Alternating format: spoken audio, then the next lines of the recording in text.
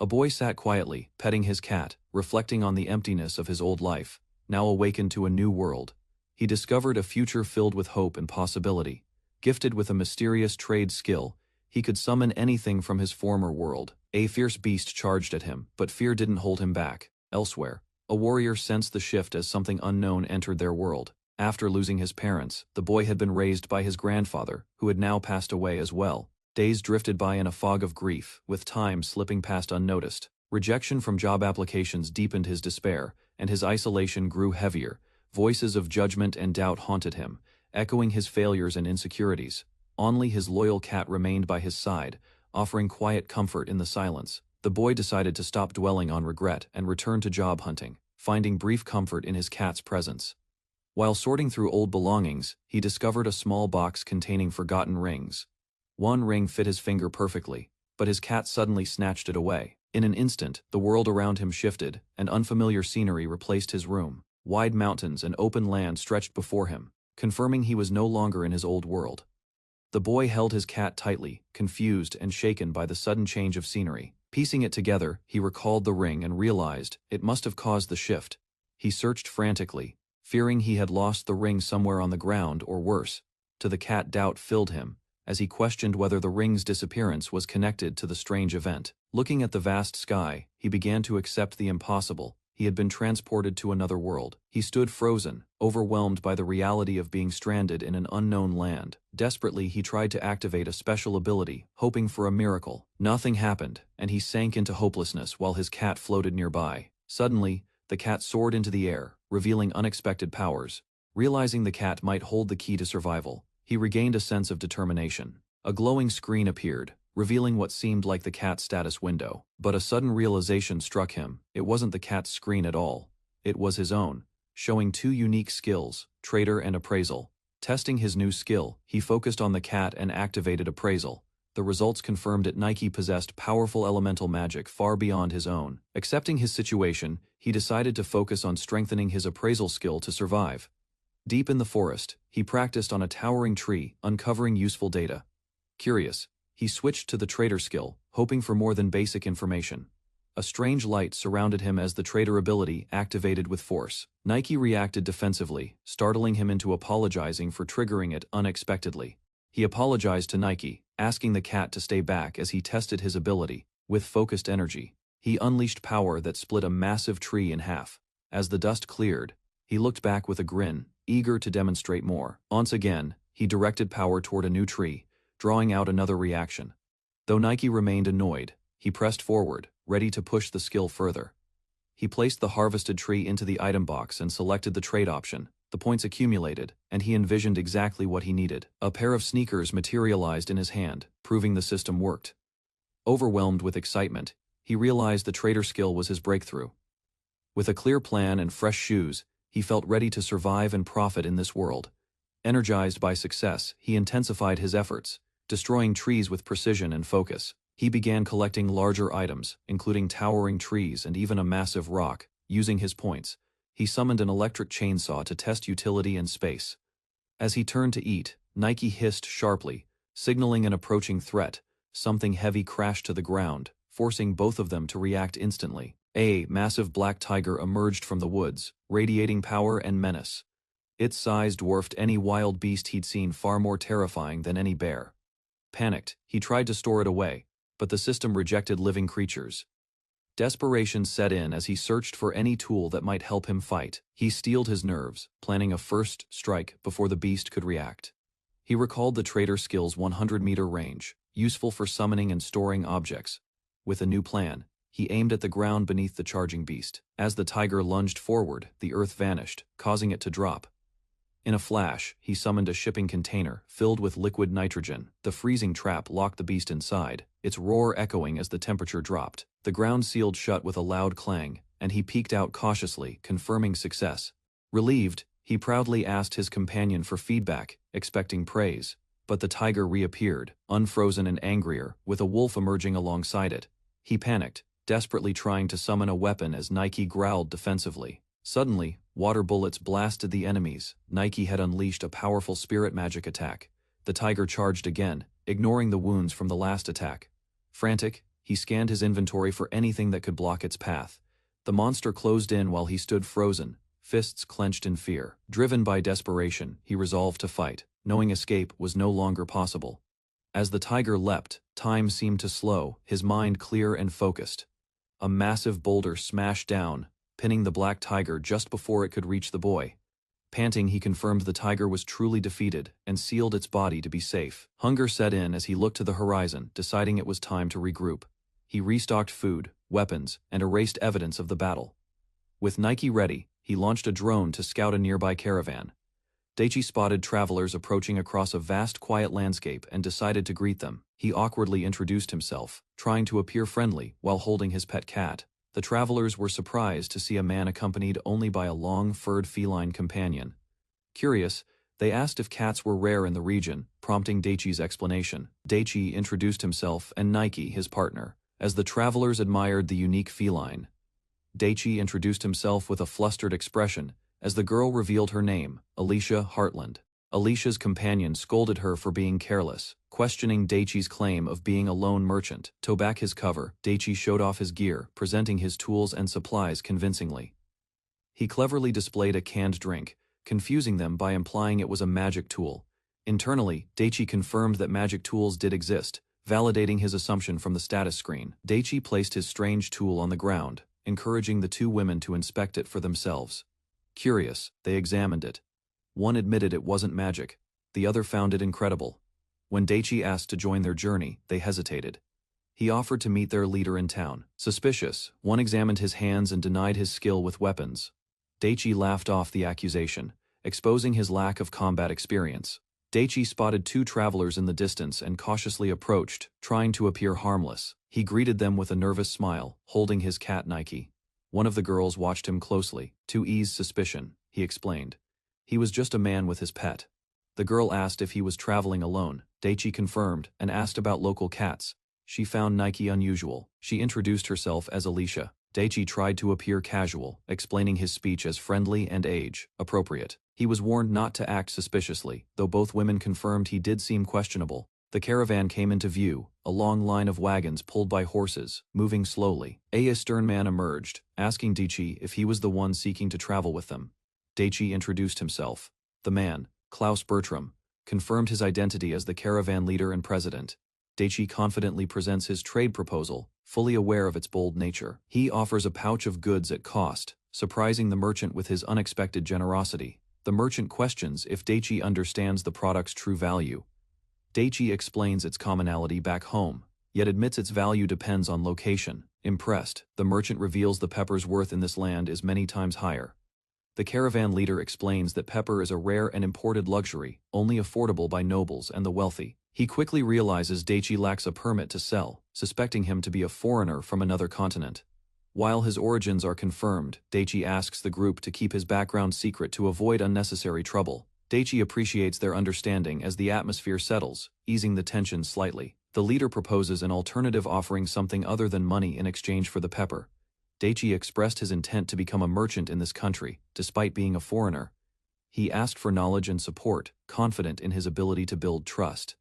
Klaus seemed amused but acknowledged Daichi's attitude. Though interested, Klaus said the offer wasn't enough and hinted more pepper was required to seal the deal. Daichi agreed, offering more goods. Klaus approved, considering him capable and dependable. Recalling his grandfather's words, Daichi committed to surpassing expectations to build strong business ties. The merchant issued a command for Lloyd to collect the goods. Daichi and Karina stood by, awaiting further instructions. The merchant asked Alicia if she was fine escorting Daichi to Kamaru. She agreed without hesitation. Daichi expressed his enthusiasm about the upcoming journey, extending his hand in friendship. Both Alicia and Karina accepted his gesture, signaling a cooperative start to their travels. Karina informed Daichi they needed to explain his background to her superior. Daichi humbly asked his companions to drop the formalities, hoping they'd treat him as a friend. He then introduced his adorable partner Nike, the fluffy cat, capturing Alicia's full attention. As she held Nike, the cat slipped unexpectedly, causing a brief panic. Alicia quickly embraced the cat, enamored by her cuteness. Daichi smiled and reminded her that while Nike was adorable, he was just Daichi. Daichi's warm smile softened Alicia's nerves as she held Nike, the fluffy cat, close to her chest. Embarrassed, she turned away, hiding her flustered face. Daichi suggested they move on, and she quietly agreed.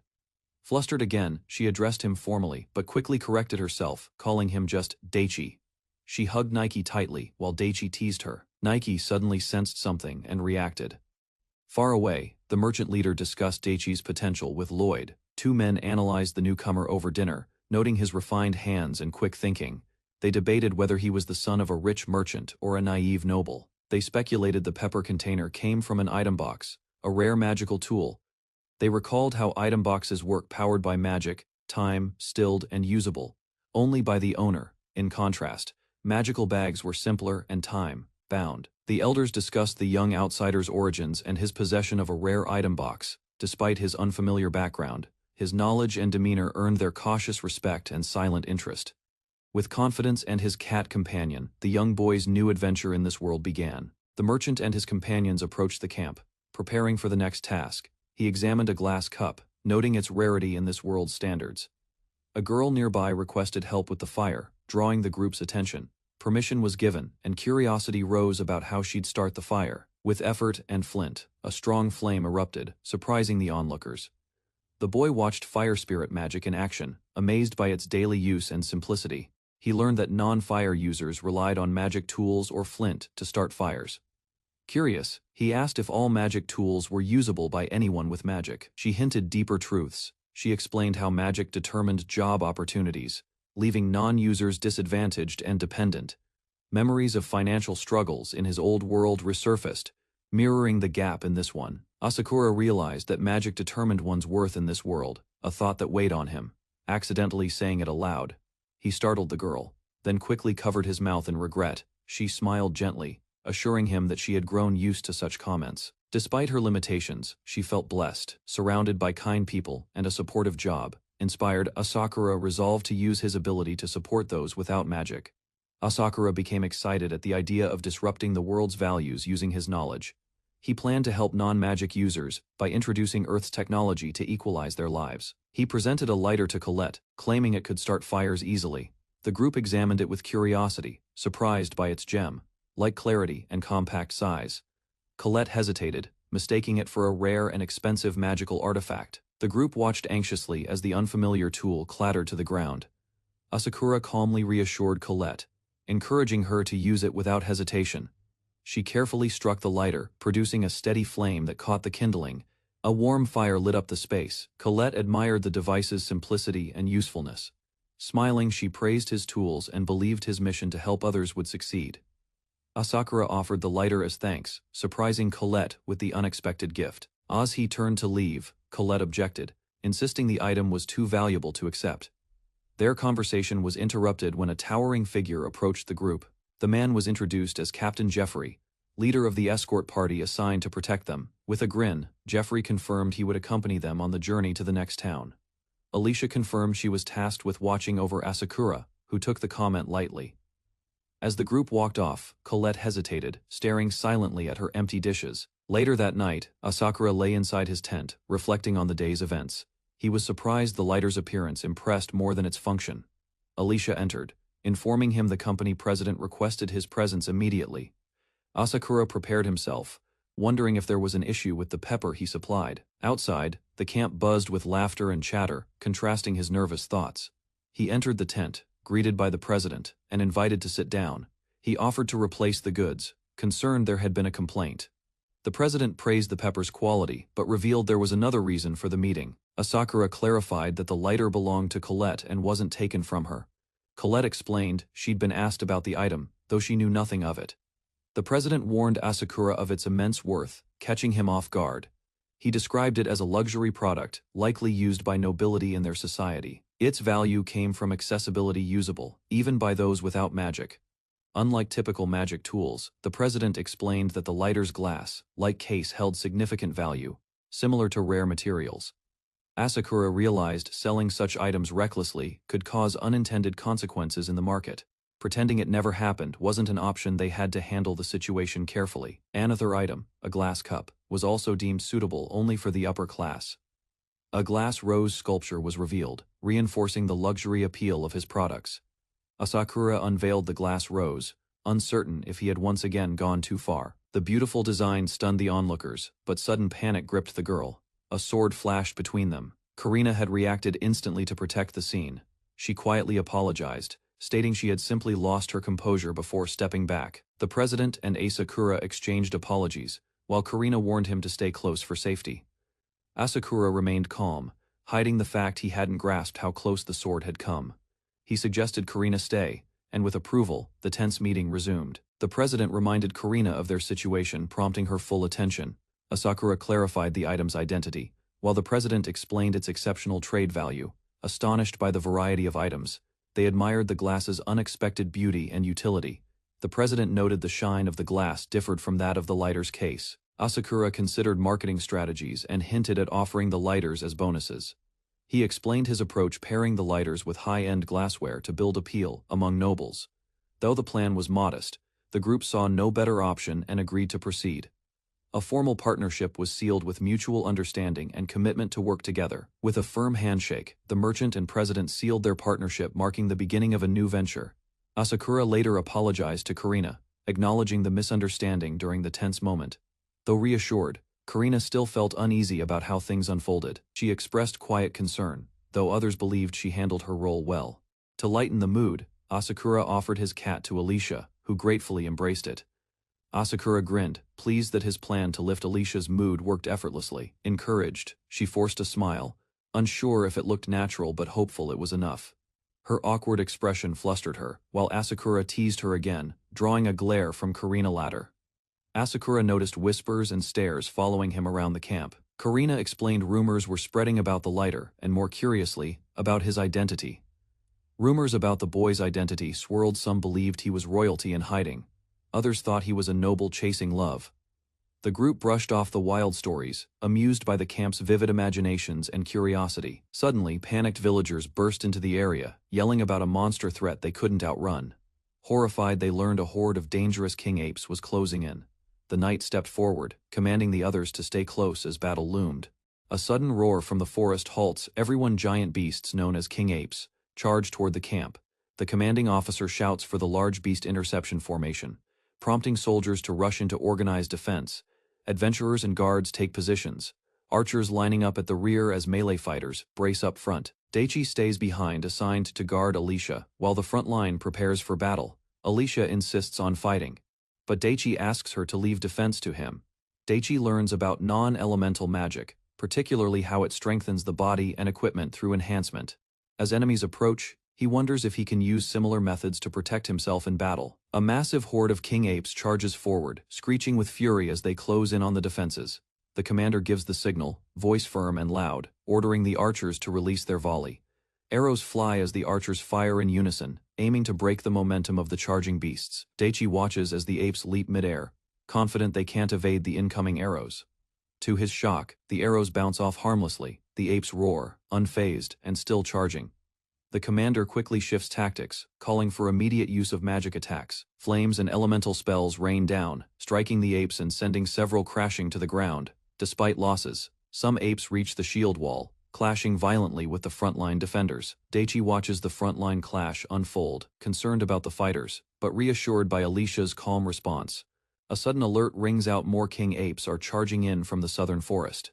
The commander calls to maintain pressure. Daichi hesitates, wondering if he should intervene despite their strength. Holding Nike close, he quietly considers using modern gear, but decides to stay cautious for now. Suspicious of the apes' unusual aggression, they send Alicia to confirm enemy presence in the south. Daichi spots a new wave of king apes, flanking from the east, and urgently alerts Karina to defend. The beasts rush in at alarming speed, leaving Daichi with no time to prepare a weapon. One ape lunges toward him, but Karina intercepts, striking it down without hesitation. More enemies close in. Karina braces herself, while Alicia begins forming magic behind her.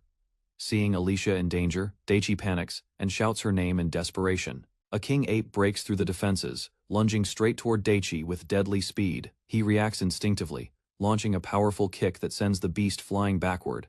Another ape charges in, and Daichi meets it head-on, clashing fiercely at close range. Despite the impact, Daichi throws the creature with a spinning throw, knocking it away. His allies watch in shock as he lands, revealing unexpected strength under pressure.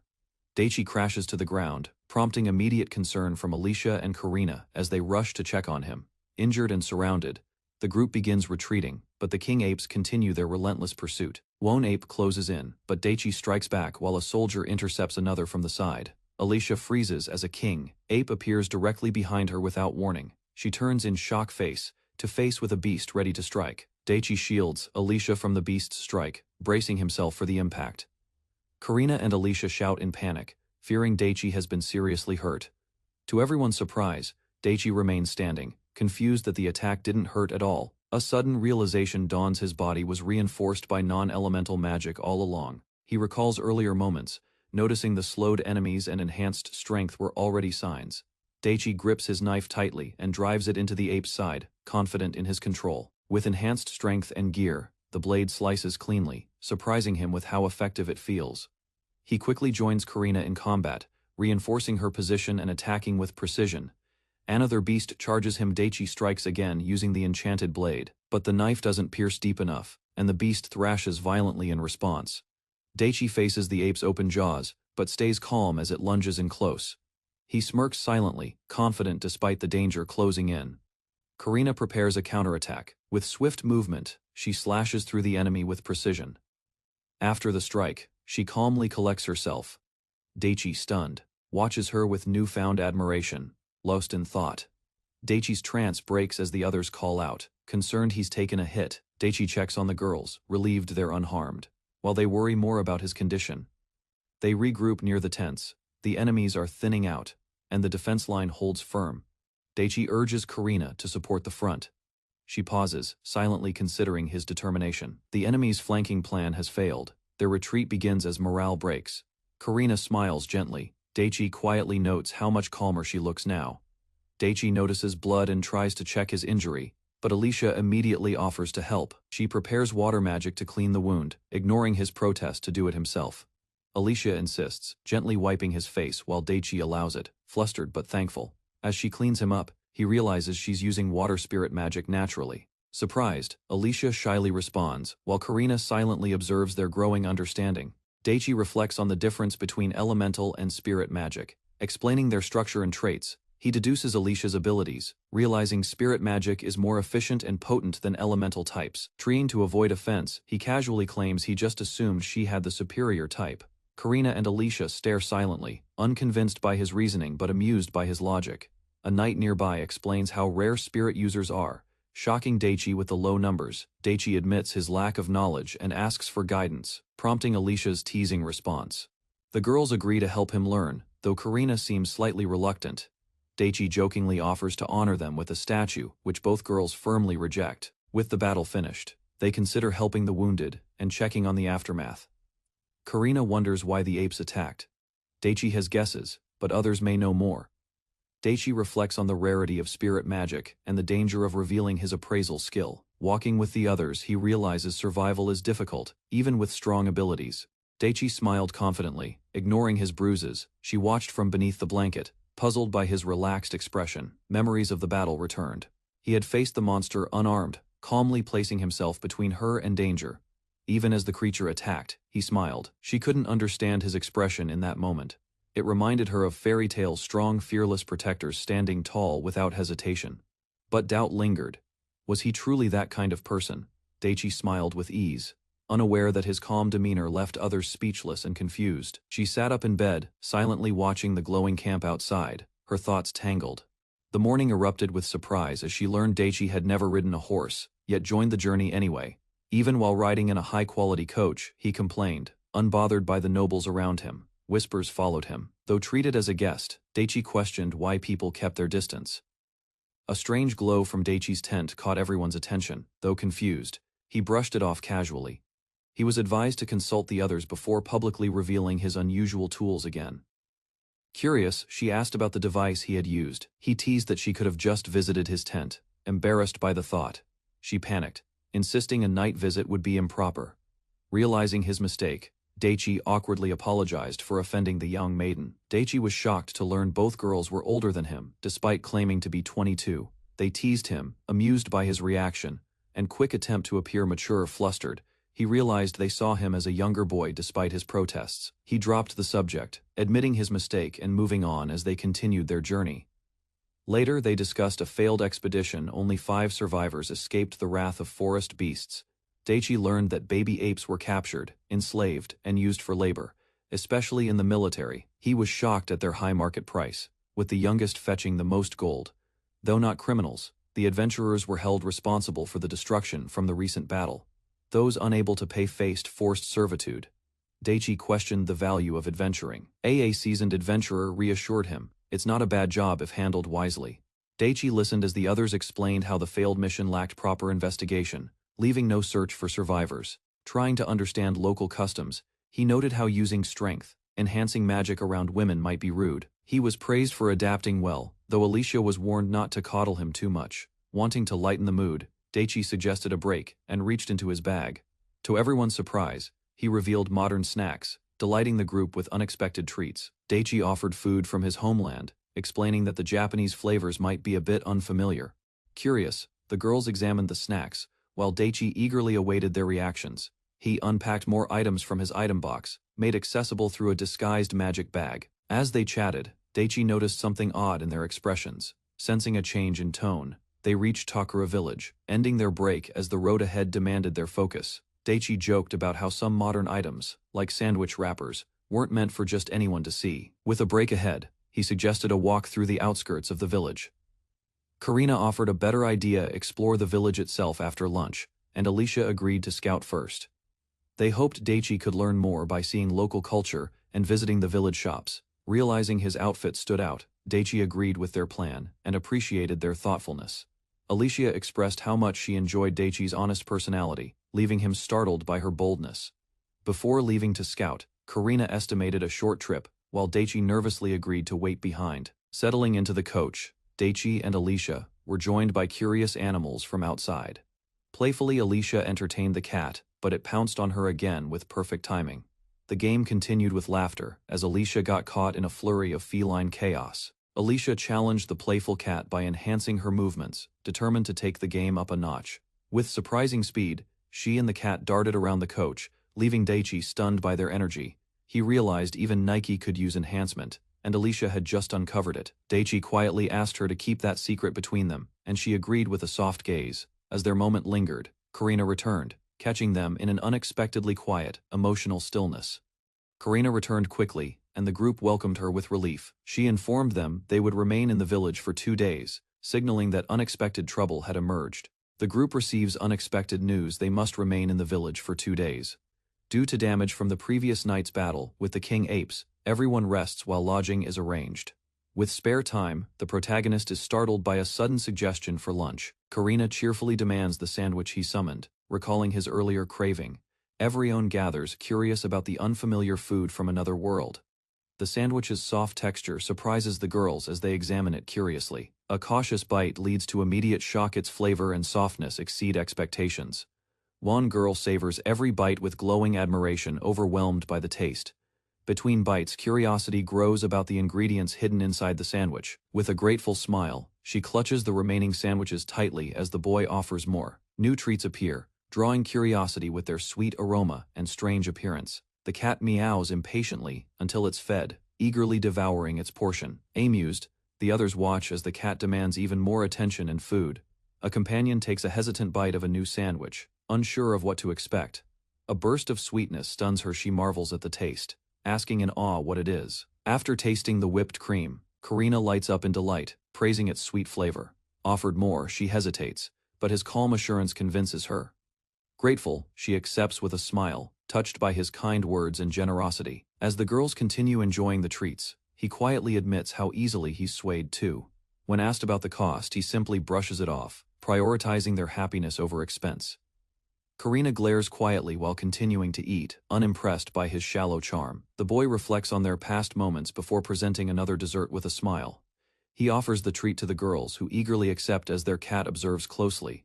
Elsewhere, a nobleman reacts in disbelief after hearing someone drop kicked a king ape. She calmly defends her account until the nobleman concedes, realizing her magical awareness proved accurate.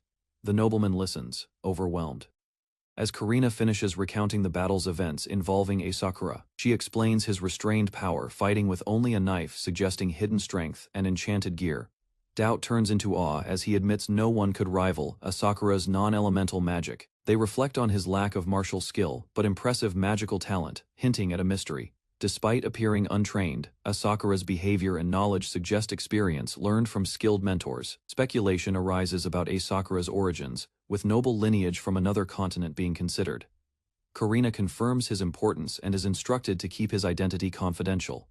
She is assigned to protect him and ensure others won't uncover his secrets before reaching Karam. She accepts the task with quiet awe, likening him to a hero from a fairy tale, returning with cake.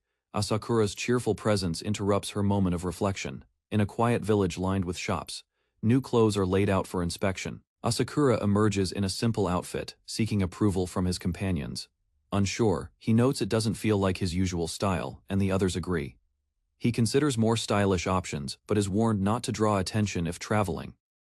Settling on practical attire, he makes his purchase while charming the shopkeeper effortlessly. Asakura playfully flatters the shopkeeper, joking about her youthful looks. His charm earns him a discount, with Karina noting how smoothly he negotiates. He surprises everyone by offering to pay not in coins, but with something unusual. A gleaming silver bar stuns the group, its value far beyond what's expected.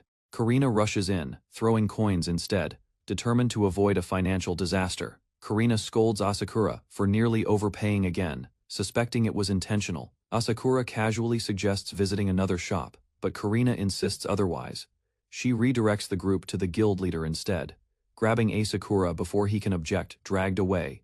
Asakura accepts his fate as the group follows Karina's determined lead. Inside the tent, Daichi faced suspicion as an elder questioned his actions. He clarified he had only intended to pay for clothes. Latter rang from outside, contrasting the tension within. Daichi revealed a silver ingot, causing surprise. Unfazed, he mentioned that silver bars were a common form of payment back home. Having relied on his item box for essentials, he'd never needed to spend money before. Needing cash now, he quickly pivoted, offering goods for sale instead. Frustration filled the older man's mind as he grappled with Daichi's unfamiliar logic and reckless displays of goods. When asked about her feelings, the knight dismissed any anger, maintaining a cool demeanor. Though she claimed she wasn't upset, Daichi still apologized, recognizing his mistake in acting without permission. He promised to be more cautious, prompting a mixed reaction of forgiveness and mild scolding. In the end, smiles returned as she forgave him, blaming the master, not the cat. Daichi presented a colorful assortment of sweets, offering them with a smile as a form of apology. The knight raised an eyebrow, questioning if food alone could resolve his blunder, prompting Daichi to explain a custom from his world. He admitted that chocolate couldn't solve everything, yet it carried heartfelt intent. Faced with sincerity, they reluctantly accepted. Curious about his culture, delighted by the taste, they eagerly asked for more. Daichi offered a sincere apology, prompting a surprisingly quick acceptance that left him slightly uneasy. The group entered a bustling village, where a crowd of rowdy adventurers filled the streets. As tension grew, they realized Daichi stood out unarmed and known, making him a potential target. Concerned about attracting trouble, they agreed to stay cautious and investigate the weapon shop discreetly. Daichi reassured them, claiming pacifism, though his confidence didn't ease their worries. He questioned comparing adventurers to king apes, drew skeptical looks from his companions. They explained that while king apes were powerful alone, adventurers gained an edge through teamwork and planning. To avoid unwanted attention, the group decided it was time to improve Daichi's gear, starting with his outfit. At the armor shop, he eagerly examined equipment, prioritizing what was comfortable for Nike. Though his choices were unconventional, his thoughtfulness earned him their approval.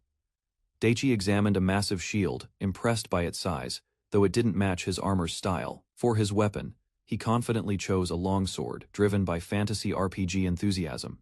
When asked about handling it, he brushed off concerns, believing intimidation alone would suffice. His companions weren't convinced, noting his success relied more on enhancements than skill.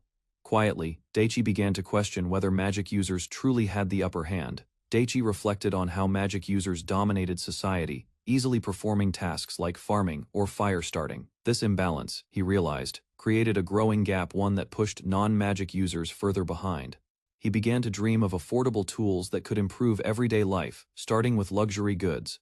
When questioned, he brushed it off, saying it reminded him of home. While shopping, they gathered news goblins had appeared near Takara, prompting guild mobilization. Despite only a few formal acceptances, Nearly 40 adventurers gathered, many of them unruly and disorganized. There was growing concern that elite goblins might be among the horde, posing a serious threat even to large groups. Karina judged the adventurers as low-tier, barely D or E rank based on their movements. She explained the ranking system, with S-rank adventurers recognized by the king himself. However, rank didn't always equal strength. Only 7 true combat tiers existed from G to A. While combat rank was based on achievements, adventurers at D rank or higher had clearly survived their share of danger. When Daichi asked Karina about her own rank, she admitted she was C rank, carrying solid experience. He considered his own strength impressive, though he had yet to test his secret weapon. With uncertain enemy numbers, he noted it was hard to judge if the adventurer count was sufficient. His companions, still cautious, asked for the full picture, trusting Daichi wouldn't act without reason. Mina leaned in with sparkling eyes, claiming Daichi's intent while Nike's gesture supported her point, hesitated, unsure how to phrase her concern, prompting Daichi's curiosity. She brought up a nearby village, destroyed by bandits just 2 months ago. Despite frequent goblin sightings, the village was already in ruins by the time help arrived. Though adventurers were dispatched, the mission failed due to unclear objectives and missing leadership. Karina explained that failing a lord's request not only cost gold, but tarnished the adventurer's reputation. Daichi pondered whether some adventurers and bandits were secretly working together, hinting the village could be targeted next. Curious about his weapon, he asked the others to follow him somewhere private for a test. He wanted Karina's opinion on its performance, wondering how it compared to a goblin general. Without hesitation, Karina confirmed goblin generals were even stronger than king apes. Daichi suggested the grasslands as a test site, where Alika confirmed she could use some physical enhancement. Karina agreed, permitting the plan as long as they remained within sight of the convoy. While rushing ahead, Daichi collided with a hostile man who quickly became confrontational. A crowd gathered, tensions rose, and the man falsely accused Daichi of provoking him. Nearby, 2 hooded figures watched the scene quietly, their interest clearly piqued. Crude voices jeered, demanding coin, and women, amused by their supposed luckwan, stepped closer, and Karina's tone sharpened. Any further would mean consequences. Mockery continued, but Daichi's gaze shifted, irritation brewing as he considered testing his secret weapon. A calm suggestion followed: cripple them, but no need to go too far.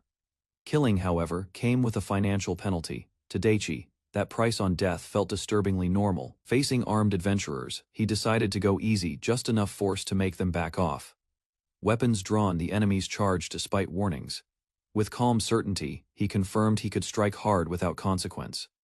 Approval followed swiftly, confidence surged. Surrounded by allies, he stepped forward, ready to demonstrate a decisive gap in strength. A group of adventurers stood their ground at the village outskirts, facing off against a gang of armed troublemakers. The leader stepped forward, shielding his allies while preparing to fight. He reached out, activating a special skill that allowed him to summon modern items through a unique trading ability. Combining pocket dimension storage, body enhancement, and non-elemental magic, he prepared a counterattack. Without hesitation, he unleashed a powerful strike. The thugs crashed to the ground, overwhelmed by the force. Daichi stepped forward, his presence silencing the enemy. His hand rose, signaling something unseen but commanding. One man screamed as his leg collapsed, blood soaking the ground beneath him. Another foe reeled back, yelping in shock. Daichi's gaze remained steady, unfazed by the chaos. From the side, Karina joined the fray, moving with deadly precision, her blade cut swiftly. With calm resolve, she confirmed the task. Every dominant arm tendon was severed, swift, clean, and effective. Karina stood firmly before the defeated men, making it clear they were no longer welcome near the village. Nearby villagers watched in disbelief, slowly realizing the confrontation was over, and the outsiders had prevailed. Noticing that the small cat had slept through the entire disturbance, Alicia stepped forward, holding the cat protectively while scolding the offenders for their careless behavior. Aunt's calm returned. Karina checked on Alicia, ensuring she was unharmed as the group prepared to move on. Ordered firmly by Alicia, the trembling men groveled before the cat, shouting apologies with panic in their voices. Everyone watched as Alicia cuddled Nike, praising her mercy. Karina, however, questioned the earlier violence. Daichi casually scratched his head, unsure how to justify his overkill. While cut tendons could be healed with basic magic, regenerating limbs was another matter entirely. Daichi realized the cost of healing was high. Fortunately, Nike's magic might help if she felt like it. Injuries would delay any retaliation, making ambushes more likely than open conflict. That outcome was fully intentional. Concerns shifted toward accommodations, as inns likely wouldn't welcome such a disheveled group. Suspicion rose over the brutal attack. That level of damage couldn't come from basic magic alone. Calmly, he explained it wasn't ordinary. It was a rare, exclusive skill no one else could use. While uncommon, abilities like his weren't unheard of. Both worlds had their exceptions. Learning that only one person on the continent held a unique skill came as a surprise. So much for a few. Pressed for the truth. He admitted to being exiled because of his rare ability, haunted by betrayal. He recalled how even his family turned on him. Talking about it remained difficult. Despite discomfort, he agreed to explain just among trusted company. In his palm, a bullet formed. Fire-powered acceleration completed the deadly skill. Lifting a larger bullet, he explained its force. Bigger meant more damage. A single shot had taken a leg. After the explanation, he asked for thoughts on its combat value, curious to hear honest impressions. Though hesitant, he pushed to test more ideas. Not everyone shared his enthusiasm. To lighten the mood, he offered snacks. Choices included sweet and salty. With a soft smile, Karina chose sweets, relaxing for the first time. Plans for a post-experiment snack were sealed with cheerful agreement. Sweets had clearly won Karina's heart. Before setting up, the group scouted a safe place. Open ground was preferred, but deep forest risks forced them to stop early. Nike was handed over for safekeeping, prompting Alicia's eager delight. Snuggles and snacks followed. The bond between girl and cat had become an obvious unspoken alliance. Eventually, even Alicia had to call out Nike's overzealous affection. Admiring Nike's adorable display, he quickly shifted back into focus, ready to demonstrate serious firepower. From the pocket dimension, he summoned the Desert Eagle, a modern weapon capable of immense damage. AA thought triggered, draw activated the pistol. No hand movement needed. The gun appeared in his palm, ready to fire. One shot ripped through a thick tree trunk. Bark exploded, leaving stunned silence in its wake. Awe spread across both faces. Such force wasn't ordinary. Praise followed immediately. Confirmation followed that the destructive force truly came from a single hunk of lead.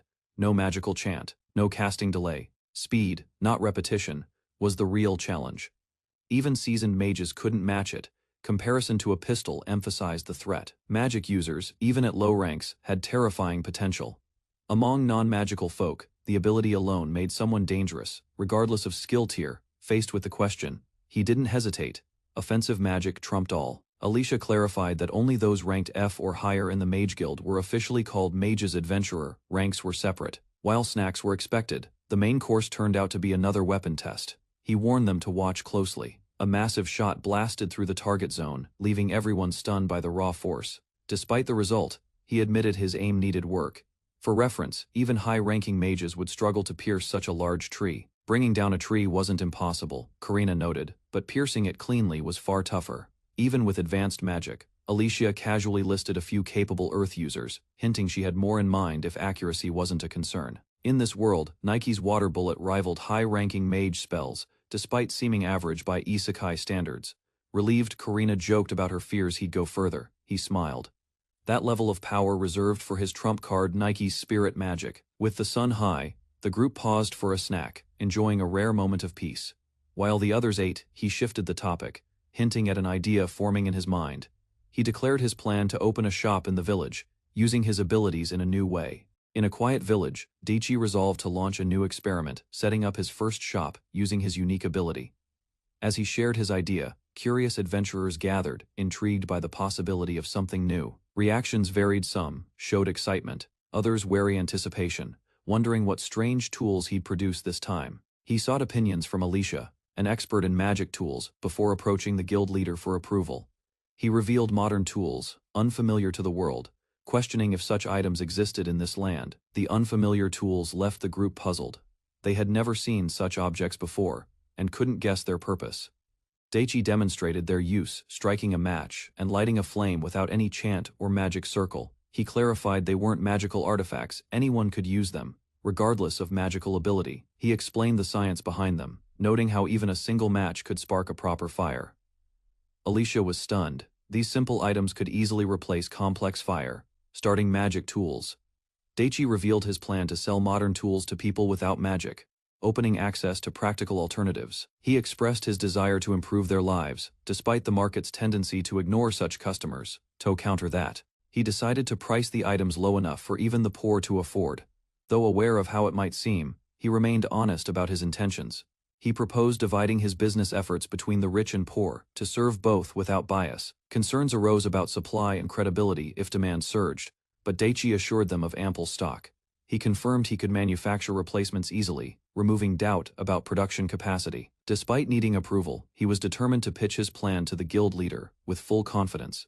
With the others satisfied, the discussion lightened as dessert appeared cheesecake, marking a break in tension. Conversation shifted to magic, with Daichi asking about the elemental abilities the girls could use. Alicia revealed her rare ability to use all elemental magic, surprising Daichi with her exceptional potential.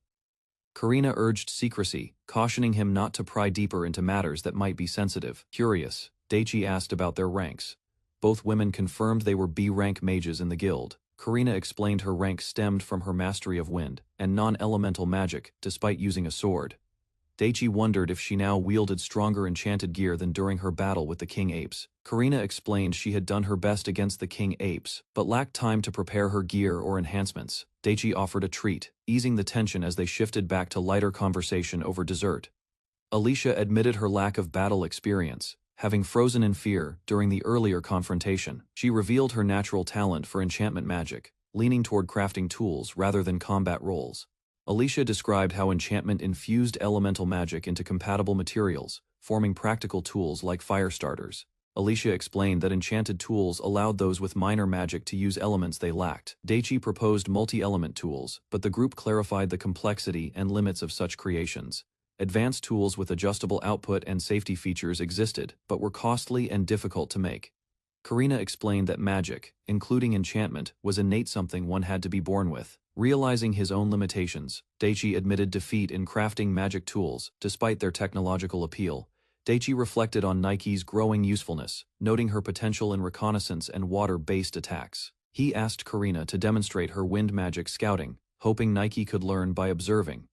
Despite wind magic being invisible, Daichi insisted on seeing the process, eager to understand its use.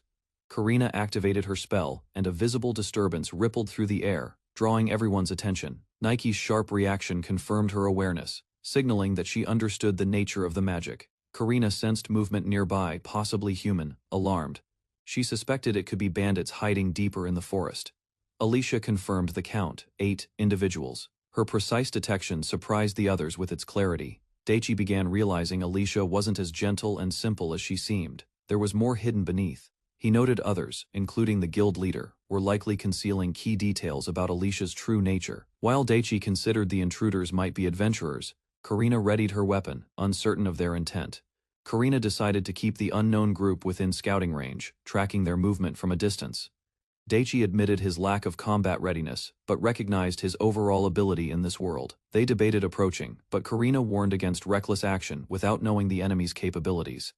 Nike reacted sharply, heightening suspicions that the group might indeed be hostile bandits. Daichi prepared for conflict, summoning heavy firepower ready to show no mercy if the village was threatened. Karina sensed a troubling shift. The group's numbers had grown, prompting concern. With the count now at 20, Daichi considered the implications and guessed their base must be nearby. Alicia offered to assist, but Karina declined, suggesting they report the matter to the guild leadership. The group delivered their findings, prompting the guild leader to forward the alert to Captain Jeffrey. While waiting for the captain, Daichi proposed, discussing a separate issue, hoping to use the time wisely. Daichi proposed opening a store in the village, showcasing 2 unfamiliar items to the guild officer. To demonstrate, he struck a match, igniting it without any magic, leaving the observer surprised. He clarified the matches were single, use and short-lived, meant to be discarded after each ignition. When questioned about affordability, Daichi emphasized his goal to support non-magic users with accessible pricing. He firmly set the cost at 2 silver coins, enough for value, yet still within reach, stating it was business, not charity. Daichi revealed he would sell a box of fire starters for 1 silver coin, shocking the captain with the low price. He explained they were just flammable scraps, cheap, disposable, and usually bundled with matches anyway. After demonstrating one, the captain tested it himself, easily igniting the material with a basic tool. Realizing its simplicity, Daichi reconsidered his plan. Perhaps focusing on fire starters was a better strategy, despite a suggestion to raise the price. Alicia quickly and firmly rejected the idea without hesitation. Despite the suggestion, Daichi remained firm he would sell the fire starters for 1 silver coin. He quickly recognized the guild's interest in him, knowing he had to act wisely without exposing his true worth. With negotiations shifting, he offered exclusive luxury goods to the nobles, holding back his best items. Captain Jeffrey accepted the proposal with a smile, suggesting they continue talks after stabilizing the situation. Suddenly, a man entered the tent, bringing a new presence that shifted the atmosphere entirely. The group was questioned about the forest incident and the suspicious figures hiding near the village. Terreno village was attacked by bandits, and reports described suspicious figures hiding in the nearby woods, while crime increased. Inside the tent, the group gathered, and the young merchant pushed for investigating the figures seen near the forest. The recent raid and road robberies strongly suggested the figures were bandits. The group hesitated, worried about dividing their limited manpower. A cautious plan was chosen, and Karina was selected to join the forest search. Asakura and Alicia volunteered to join the search, aiming to reduce the strain on the convoy's guards. The guild leader, however, refused, not wanting to risk the safety of his guests. Karina stepped in, pointing out their past achievements and strong magical capabilities in battle. Alicia supported the assessment, noting Asakura's powerful fire magic and ability to retreat if needed. The group decided Alicia could assist from afar with ranged support if necessary. Asakura suspected Alicia held noble status, judging by others' reactions, and acknowledged the importance of returning safely. Leadership roles were assigned. Karina would head the search team. Jeffrey would remain on standby, and recruitment was delegated. Karina prepared to lead, arranging escorts while noting Asakura's magic might be revealed during the mission. Asakura accepted, but was advised not to reveal his full capabilities. Karina warned him gently his trusting nature could be risky. Karina suggested disguising Asakura's skill, prompting him to consider melee or bow weapons, settling on a Japanese sword. Meanwhile, two individuals, Dennis and Frida, were summoned for a new assignment. Curious about the urgency, the pair questioned the task awaiting them. They were informed of a suspicious group in the woods and invited to assist in the investigation. Despite their casual attitude, Asakura observed their exchange and noted their underlying combat readiness. As the group headed out, one asked about the two guests, prompting a vague but deliberate reply. Karina organized the team's formation, assigning herself and Asakura to the vanguard. Alicia took the midguard, while Dennis and Frida were placed in the rearguard to cover all sides. Asakura hesitantly admitted his limited combat experience, despite recent success. Dennis playfully dismissed the concern, praising Asakura's victory over King Apes as proof of real skill. Asakura asked to drop formalities, preferring to be called by his name instead of titles. While walking, Dennis asked if Asakura planned to open a shop in Karam. Asakura explained that Karam was his next stop, though he hadn't chosen a permanent location yet. Dennis had expected something grander, but Asakura clarified he only intended to set up a small stall for now. Curious, Frida asked what he planned to sell. Asakura showed waterproof matches to Dennis and Frida, amazing them with fire-starting tools that didn't use magic. Karina signaled the team to prepare as they neared the location of 8 detected individuals. Movement in the forest prompted her to advise caution while scouting the area ahead. Dennis remained relaxed and confident, declaring his readiness while the others stayed alert. Suddenly, Asakura's cat reacted sharply, sensing an approaching presence in the woods. Asakura sensed danger from the right side through Nike's wind magic and alerted the group quietly. Alicia confirmed a group of 3 located 5 kilometers away, prompting Karina to stay sharp. Asakura used binoculars to scout ahead, surprising the others with the unfamiliar device. Dennis tried them and was amazed, reacting loudly to the magnified view. Asakura pointed out a glowing presence in the forest, spotted just after Nike's initial signal. Karina detected a group moving less than 2 kilometers away, though details were still unclear at that distance. Alicia was praised for her contribution, and the group placed further trust in her sensory abilities. Karina activated physical enhancement magic and ordered the group to prepare for combat. Frida handed out equipment, reminding Asakura to ready his shield. Asakura revealed a massive shield, amusing some while others questioned its practicality. Alicia informed the team about a cave, located 2 kilometers away, prompting a quiet discussion. She sensed a large presence inside, possibly demi-humans estimating over 50, maybe even 60 individuals. The group exchanged tense glances, realizing the cave likely held serious trouble. With enough information gathered, Karina called for a retreat, deciding not to rush into the unknown. Asakura noted their cautious approach, acknowledging the team's strategic awareness in handling the situation. Concern spread as the group discussed humans realizing they'd likely been detected by scent. Dennis stated their best move was to gather detailed intel and return, noting the worst case was going missing. Frida remarked that just identifying the hideout and its numbers was commendable enough to earn praise. Asakura agreed, albeit nervously, trying to stay composed under pressure. Dennis reminded him that obedient clients are a guard's favorite, hinting he should follow instructions closely. Asakura accepted the advice with a smile, recalling the wild stories he had shared to gain trust. Karina announced the retreat, teasing Asakura as others playfully praised his obedient attitude. The group moved back through the forest, alert and watchful. As Asakura discreetly activated a device, upon return, Asakura was shocked to find the camp completely abandoned. Nothing remained. Karina confirmed the movement. The entire group had shifted into the nearby village unnoticed. The villagers grew uneasy, and Asakura worried about spies among them, possibly compromising the plan. Karina clarified their aim wasn't to fight, but to appear vigilant and strong enough to deter action. A messenger had been dispatched to the Knights Guild, while the group stayed behind to delay the enemy. They debated sharing intel with villagers, concerned about trust and the larger-than-expected enemy force. Ultimately, they chose to camp outside the village to maintain defense and gain cooperation. Karina returned with good news. The village chief agreed to cooperate with their efforts. Frida noted that even with their own defense force, the villagers' support was a fortunate outcome. Karina gave orders for the night, then casually used Asakura's first name, drawing reactions from the group. Embarrassed, she quickly tried to explain that Asakura had asked for informality earlier. The others teased her, guessing she had been hiding her familiarity during the mission.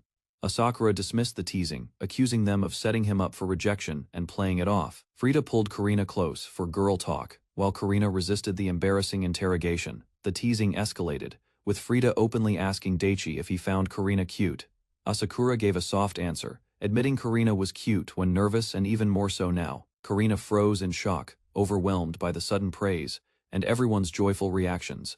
Asakura announced he was setting up his stall, prompting teasing cheers toward Karina, who panicked over the misunderstanding. The group entered the village marketplace, deciding to observe how the villagers responded within the next 2 hours. Karina was asked if something had happened, but she nervously denied it. Alicia pressed further, sensing her reaction, while Karina struggled to deflect suspicion. Asakura waved them off, reminding them of the time limit and focusing on the stall setup. Daichi greeted the women as he prepared his stall. He explained he was only testing things out today. As one woman unpacked goods from her item box, Daichi expressed quiet envy. She and her friend joked that envy grows stronger with age, especially toward those with item boxes. Daichi listened silently. He then asked how they normally lit fires, prompting a simple answer flint. One woman admitted she could use a bit of magic. Though magical tools were far too expensive, Daichi introduces a new tool that can start fires without magic. He poses a question to the women nearby. He takes one of the woman's hands and demonstrates the tool, a box of waterproof matches. The woman lights the match successfully, her expression filled with shock and amazement. The surrounding villagers are equally surprised. As they recognize its practicality, Daichi feels a sense of accomplishment. Daichi stood under the market roof, drawing attention as he promoted his latest product, waterproof matches. Curious villagers gathered in excitement, eager to try the strange fire-starting items that needed no magic. He explained how the matches worked, demonstrating how easily they lit up firewood with just one use. A volunteer approached, carefully striking a match and placing it among the dry wood. The fire caught instantly, amazing the onlookers as flames danced effortlessly over the stacked kindling. Daichi confidently explained how the waterproof matches and fire starters made fire, building effortless, even without magic. He revealed the pricing: 25 matches for 2 silver coins and 60 fire starters for 1 silver. The crowd hesitated. He reminded them both items were single use. Despite that, the value seemed to impress the villagers. A bold customer stepped forward and chose to buy both products without hesitation. Daichi accepted the coins and offered to showcase even more of his modern goods. After completing the sale, Daichi offered a bonus to show appreciation for the customer's purchase. He reached into his pack, pulling out a portable grill, placing it over the fire as curious eyes watched. With a confident motion, he arranged rows of skewered chicken across the hot grill, smoke rising quickly. He explained the cooking process while the meat sizzled and began to brown over the flames. The mouth-watering scent spread through the crowd, stirring hunger in those who hadn't eaten all day. Daichi called out to the earlier customer, offering her a grilled chicken skewer as a thank you gift. She accepted it with surprise and took a bite, while others around her watched in silence. Her eyes widened in shock as she savored the taste, overwhelmed by how flavorful it was. Curiosity spread. More villagers asked about the sauce and whether the skewers were for sale. Daichi announced he'd include grilled chicken with any item purchase, drawing even more interest from the crowd. Crowds rushed to Daichi's stall, eager to purchase goods and grilled skewers, overwhelming his small setup. Despite the chaos, he thanked a nearby vendor for sharing space and offered skewers in gratitude. Alone and overworked, he continued grilling and selling, balancing both roles in his one-man operation. As closing time approached, Daichi invited customers to make their final purchases before he shut down. A group of intimidating men appeared, demanding free food, unaware that the chicken was already gone. The rowdy group grew aggressive, accusing Daichi of lying about the grilled chicken's availability, remaining calm. Daichi explained that the shop had closed, inviting them to return the next day. Unwilling to back down, the men threatened him, claiming he owed them better treatment as customers. Just as tensions rose, a confident swordswoman stepped in, unafraid of their intimidation. The men hesitated as her rank tag gleamed, revealing her status as a capable B-rank mage. The swordswoman firmly declared she was protecting Daichi, staring down the hostile men without flinching. Despite being outnumbered, she warned them that underestimating her would bring regret. Faced with her confidence, the group quickly backed off, pretending the situation no longer concerned them. Suddenly another group appeared this time, familiar faces who recognized the trouble brewing. One of them offered support, asking if backup was needed, and received a grateful nod in return. Daichi casually announced their departure, but a threat quickly followed, targeting the swordswoman who stood beside him. Angered by her attitude, the men shouted, blaming Daichi for mocking them and vowing to retaliate. Daichi admitted his joke, unintentionally adding fuel to their rage with a playful tone. Furious and fed up, the group declared him a dead man and stepped forward aggressively. Before anything escalated, another group appeared, their presence shifting the atmosphere with silent intimidation. A new challenger stepped in, mocking the situation while another girl cheered Daichi on from afar. The angry man tried to justify his actions, claiming they only meant to teach a lesson. Their group laughed off the confrontation, taunting Daichi and his companion as powerless. One of the men shouted a warning. She wasn't just any girl, but a B-rank mage. Realizing the threat was real, the loud group grew cautious, their expressions quickly shifting to unease. As tensions rose, another ally stepped forward, revealing that the swordswoman wasn't the only mage present. The enemy gang, undeterred, drew their weapons and charged forward with aggressive intent. Daichi and Karina stood firm, quickly identifying the attackers' likely magical capabilities and preparing for battle. Karina asked Daichi to handle part of the fight, placing her trust in him without hesitation.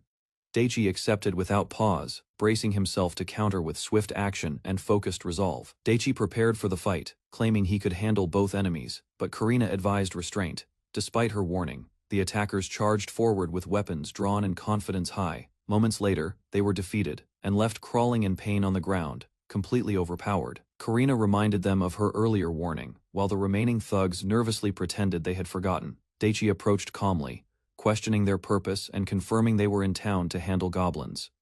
One man claimed his group officially accepted the goblin hunting request, though others nearby had not. Daichi questioned them further, asking exactly how many goblins they had taken down.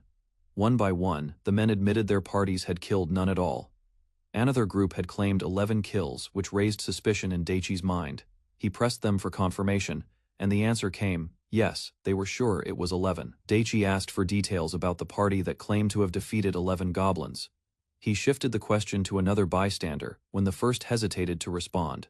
The man explained the party's roles, including water, healing, and offensive magic. He added that 2 wore enchanted gear, while another specialized in offensive spells. Daichi acknowledged the team's balance, noting their success was believable, yet still felt suspicious. Daichi asked who had accepted the goblin subjugation request for Toreno village. One group stepped forward. They claimed they found no goblins for 10 days and left unharmed, despite the village being attacked. Daichi noted their luck, while the mage's party confirmed they had arrived days before the attack. He questioned the scale of their battle, eager to uncover more about the operation. The mage explained they had searched deeper into the forest, suspecting the goblins had relocated. Daichi asked if any goblins had actually appeared during the mage party's forest search. The answer was a calm and clear no, which caused Daichi and Karina to grow suspicious. Wondering what to do next, they considered releasing the parties if they expressed genuine remorse. The adventurers quickly apologized in unison, desperate to avoid further consequences. With a sigh, Daichi decided to report everything to guild leader Klaus and Captain Jeffrey. Daichi analyzed the mage's story. The logic seemed valid, but doubt lingered in his mind like a warning. Suspicion deepened, The mage's overly casual behavior raised concern. Karina informed the guild leader that 2 parties involved in the goblin clearing had stayed in Torino before the bandit attack. The leader asked her opinion. Karina expressed doubt, warning that the mages might be coordinating false accounts. The leader agreed, stressing caution with all involved. They identified Lord Asakura as the one who uncovered the information, possibly through the stall he had opened. The leader admitted he planned to investigate later but was outpaced. Karina regretted not stopping Asakura. They wondered if adventurers noticed. His tactic had fooled everyone. Suspicion stirred as Asakura's inquiries hinted they were prepared for road ambushes, not just village defense. Still, as long as no one questioned too deeply, their intentions remained hidden. The guild leader asked about Asakura's capabilities. The response was direct. His potential seemed limitless. There was no doubt he held knowledge and education far beyond ordinary reach, not just as a mage but in wisdom. His quick mental calculations done without tools left a lasting impression. Even complex contracts posed no challenge. As a merchant, he showed unmatched precision. While practicing magic in the forest, Daichi began by writing equations and calculating distances, catching the guild leader's attention. Karina admitted she couldn't understand or recall the formulas. His method was triangulation, and despite rough data, he explained like a professor. Eventually, Daichi used a strange high-tech tool to measure precisely. The guild leader noted its efficiency, impressed. He speculated Daichi might be of noble or royal descent, noting his composed manner. Still, Karina observed that Daichi had a habit of treating serious matters lightly, which puzzled the leader. Karina reflected on Asakura's behavior, noting how he often acted impulsively, forcing others to manage the consequences. Despite this, she proposed they elevate their treatment of him perhaps as royalty in disguise, or an air of significance. She pointed to his item box, containing rare and astonishing goods. In their country, only the elite possessed such magic. His ability to adapt, solve problems, and display refined knowledge suggested deep sophistication beyond ordinary means. Yet, if his tools were carelessly released, they could disrupt the country's balance entirely. Karina speculated that if Asakura were truly foreign royalty with superior magic, his influence would be beyond measure. The guild leader teased her, suggesting her noble lineage might push her to secure his favor at any cost. Shocked, Karina lashed out, demanding an explanation. While the guild leader calmly sipped his drink, she reminded him sternly that her kingdom's current instability was no laughing matter. The guild leader retracted, claiming it was only a joke. Still, he admitted that Asakura's inventions alone could stir both political factions to chase him. Karina warned that whichever faction secured Asakura would gain immense power, but an even greater threat would be if a foreign nation claimed him first. Hearing this, the guild leader resolved they must treat Asakura with the utmost respect and honor. Elsewhere, Asakura noticed 2 companions following him again and questioned their presence casually. One teased him flirtatiously, saying it's better to be around familiar faces. Asakura relaxed, realizing her intent was simple. She joked about replacing Dennis if needed, while he nervously objected to being offered up so easily. Asakura assured them he was fine with Dennis joining, brushing off the joke about choosing someone prettier. Karina explained the plan to ambush bandits by pretending to be drunk.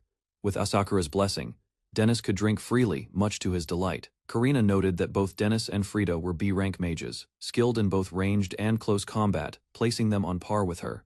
Asakura guessed they might surpass her in offensive magic, especially if they used fire-based spells. Frida and Dennis responded humbly, noting Beltram's guards were mostly higher than D rank, so they didn't feel particularly special. Asakura questioned the strength of Beltram's guards. Dennis admitted they seemed average, but had more skill than expected. Karina joked that Dennis could distract enemies with area magic, allowing the rest to escape safely if needed. Asakura realized Dennis's role was essentially a decoy. Dennis and Frida laughed, fully embracing the idea. As they approached the tavern, Karina ended the banter. Nike, the cat, let out a loud meow from Asakura's shoulder, concerned. A girl asked if Nike disliked taverns. Asakura, surprised, turned his attention to the uneasy feline. Asakura suspected Nike had sensed something unusual in the tavern, perhaps the shady men from before. Karina confirmed it was just her instincts. Dennis confidently led the group inside. Karina remarked that if it was only those adventurers, they had nothing to fear. Inside the tavern, noisy laughter filled the air. People ate and drank, unaware of the group's cautious arrival. Scanning the crowd, Karina stepped forward with narrowed eyes, immediately surveying the room with purpose. She quickly located their targets, confirming the presence of the suspicious group they were hoping to find. Nike was praised for detecting the wounded group. Their visible injuries confirmed they hadn't fully recovered, making them easy targets. Asakura questioned the delay in their healing, recalling they had a water mage capable of restoring wounds in minutes, yet they remained injured. Realizing the plan to fake drinking was no longer necessary, the group dropped the act. Dennis, disappointed, mourned the absence of actual booze. He was encouraged to buy some and wait outside. Instead, spirits lifted slightly, but his craving lingered. The group watched quietly as the suspicious adventurers exited the village and disappeared into the woods. Karina pointed out that if the group was just meeting a contact, there was no reason to go deep into the woods. They could have exchanged letters or met at the edge of the forest. Something didn't add up. From behind cover, the group observed while Karina used wind magic to search. The enemy would likely report the escort's unexpected strength. Suddenly, Frida sensed movement. She alerted the group to people hiding in the grass nearby. With tension rising, they crept closer, hoping to overhear the enemy's plans before it was too late. Listening carefully, the group learned the hidden men had overheard details about the village watch's movements. Dennis and Frida explained it was common for such adventurers to interact with the watch when dealing with goblins. They clarified that goblins only became a threat when grouped.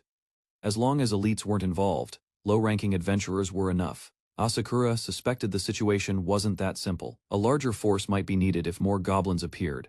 He recognized a familiar pattern: weak threats used to lower defenses, just like what had happened in Torino. A diagram revealed the bandits' strategy: lure goblins, stir panic, infiltrate adventurer groups, and assess the village before attacking Asakura. And the group realized the bandits were advised to avoid the Beltram convoy, and instead hit the opposite side. Karina clarified that the enemy wasn't aware of the trap, they were just proceeding cautiously to avoid suspicion. At Asakura's request, Frida used magic to amplify nearby voices.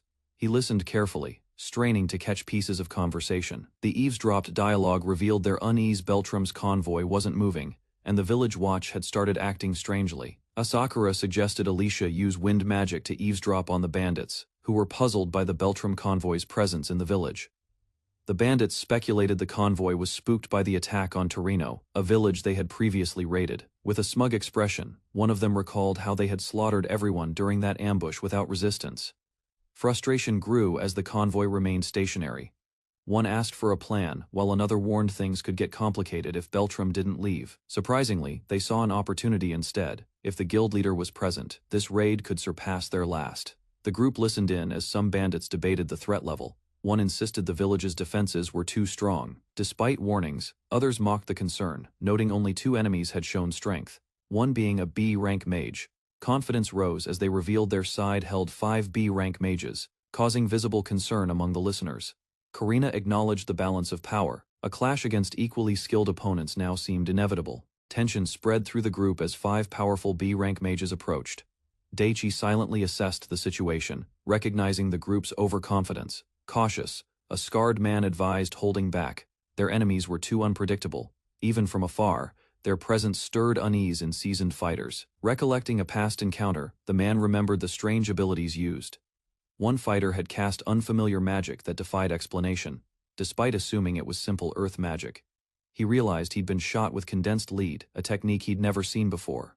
Even with enchanted gear, the shot pierced through. Such overwhelming strength was rare, and Daichi's smug confidence revealed he knew exactly who was behind it. The group recalled past injuries, mocking how others underestimated the same boy. Multiple victims had already lost limbs because of him. Despite the bravado, they recognized a pattern: the attackers in the village were clearly low-ranked. Orders were issued to regroup and contact reinforcements in the cave. Their leader dismissed the situation with indifference, setting a deadline for the next move. Behind the laughter, tension remained. Nearby, 2 hidden allies observed silently. With a signal, they withdrew from the tall grass, preparing for what was next. The forest grew quiet. The cave loomed ahead, concealed among dense trees, waiting for the next confrontation to begin. Inside the cave, a gathering of mercenaries and warriors formed around the cracked stone wall, their tension unspoken but clear. Doubt grew as reports spread Alan's squad had failed miserably. The brat and his guard ally had shattered their confidence. Only the girl had a visible mage ID, but those present knew the boy was the real threat. Even Alan's men feared him more than a B-rank mage. With uncertainty hanging in the air, the group awaited Joseph's decision. Silence lingered before anyone dared to speak. Concerns about the Beltram company were raised, but others insisted their numbers were enough to win, if overconfidence didn't doom them first. A heated exchange broke out. Concerns over the enemy's B-rank mage were met with prideful defiance. Tension among the group grew. The leader finally snapped, silencing the bickering with a sharp command. Discipline returned, if only for the moment. Elsewhere, a strategist calmly assessed the situation. The movement of the village watch hinted at greater involvement, possibly drawing the Beltram Company's attention. The possibility of a trap began to surface. The leader listened, piecing together the implications behind the calm warning. With the guild leader's convoy nearby and the target's reputation for justice, a coordinated ambush seemed not only likely but already in place. As strategic positions were discussed, the enemy noted the Beltram Company's camp near the south gate, while the village watch focused on the north. They planned to attack from the north, baiting the Beltram forces into a reaction just as Alan's group had assumed would happen. While some suggested looting quickly, others debated eliminating the watch entirely to maximize their plunder, even if it meant risking more. One man, thinking ahead, warned of possible reinforcements and traps, suspecting the enemy had already planned for a confrontation. Driven by greed, others pressed to take everything, people, goods, and convoy cargo, all in one bold strike, unaware of the dangers waiting. Doubt crept into the room. The mention of a B-rank mage and the strength of the Beltram convoy stirred concern among the group. Their leader turned to Peter, demanding his judgment, while others questioned the shaken reports from Alan's squad. Peter advised against direct confrontation, acknowledging their enemy's strength. He emphasized minimizing losses and avoiding reckless engagement. He proposed a strategy: if an attack was necessary, it must be swift and unexpected. The element of surprise would be their edge. With calm confidence, he detailed the plan: strike the north side first, eliminate the village watch quickly, and open the path forward. The group debated scenarios. If the watch defended the village directly, they'd be distracted an opportunity to strike where it hurt most. Peter warned them not to assume favorable reactions. The village watch was cautious and likely to secure the civilians early. Others insisted they'd still have to deal with the convoy afterward, thinking a divided defense would be easier to exploit. Peter dismissed that logic, calling them foolish. He knew the enemy wouldn't split forces carelessly. Instead, their defense would buy time enough for the Beltram convoy to respond and complicate any attack. Some proposed a quick raid, steal valuables, and escape before the Beltram convoy arrived, avoiding direct conflict entirely. Peter sighed. The problem wasn't the plan, it was the people. He knew some would get greedy and linger too long. Overconfident, others laughed it off and planned a southern ambush, convinced they could erase all traces and strike unnoticed. Peter warned that facing the convoy head-on from the south would be tougher than any fight with the village watch. He emphasized once more, a direct fight would be suicide. If anything, they needed a surprise, no confrontation, just a precise strike. Peter cheerfully declared they'd reached the same ambush strategy, catching others off guard with his sudden enthusiasm. He laid out assumptions: enemy units would likely defend both the south and village center, requiring cautious coordination. Their true objective was to break the village watch's morale. A north gate assault, supported from within, would leave villagers vulnerable. With the Beltram unit distracted or defeated, looting the village would become effortless before reinforcements could arrive. In simple terms, Peter made it clear the plan's core was to eliminate the village watch swiftly and completely. Joseph suddenly realized the entire plan they'd been discussing was a fabrication. Peter confirmed with a grin it was all leaked on purpose. The room fell silent as Peter prepared to reveal the true strategy. Intrigued, Joseph and the others urged him to continue. Meanwhile, a meeting unfolded elsewhere. Urgency gripped the town hall as fists hit tables and decisions were forced into motion.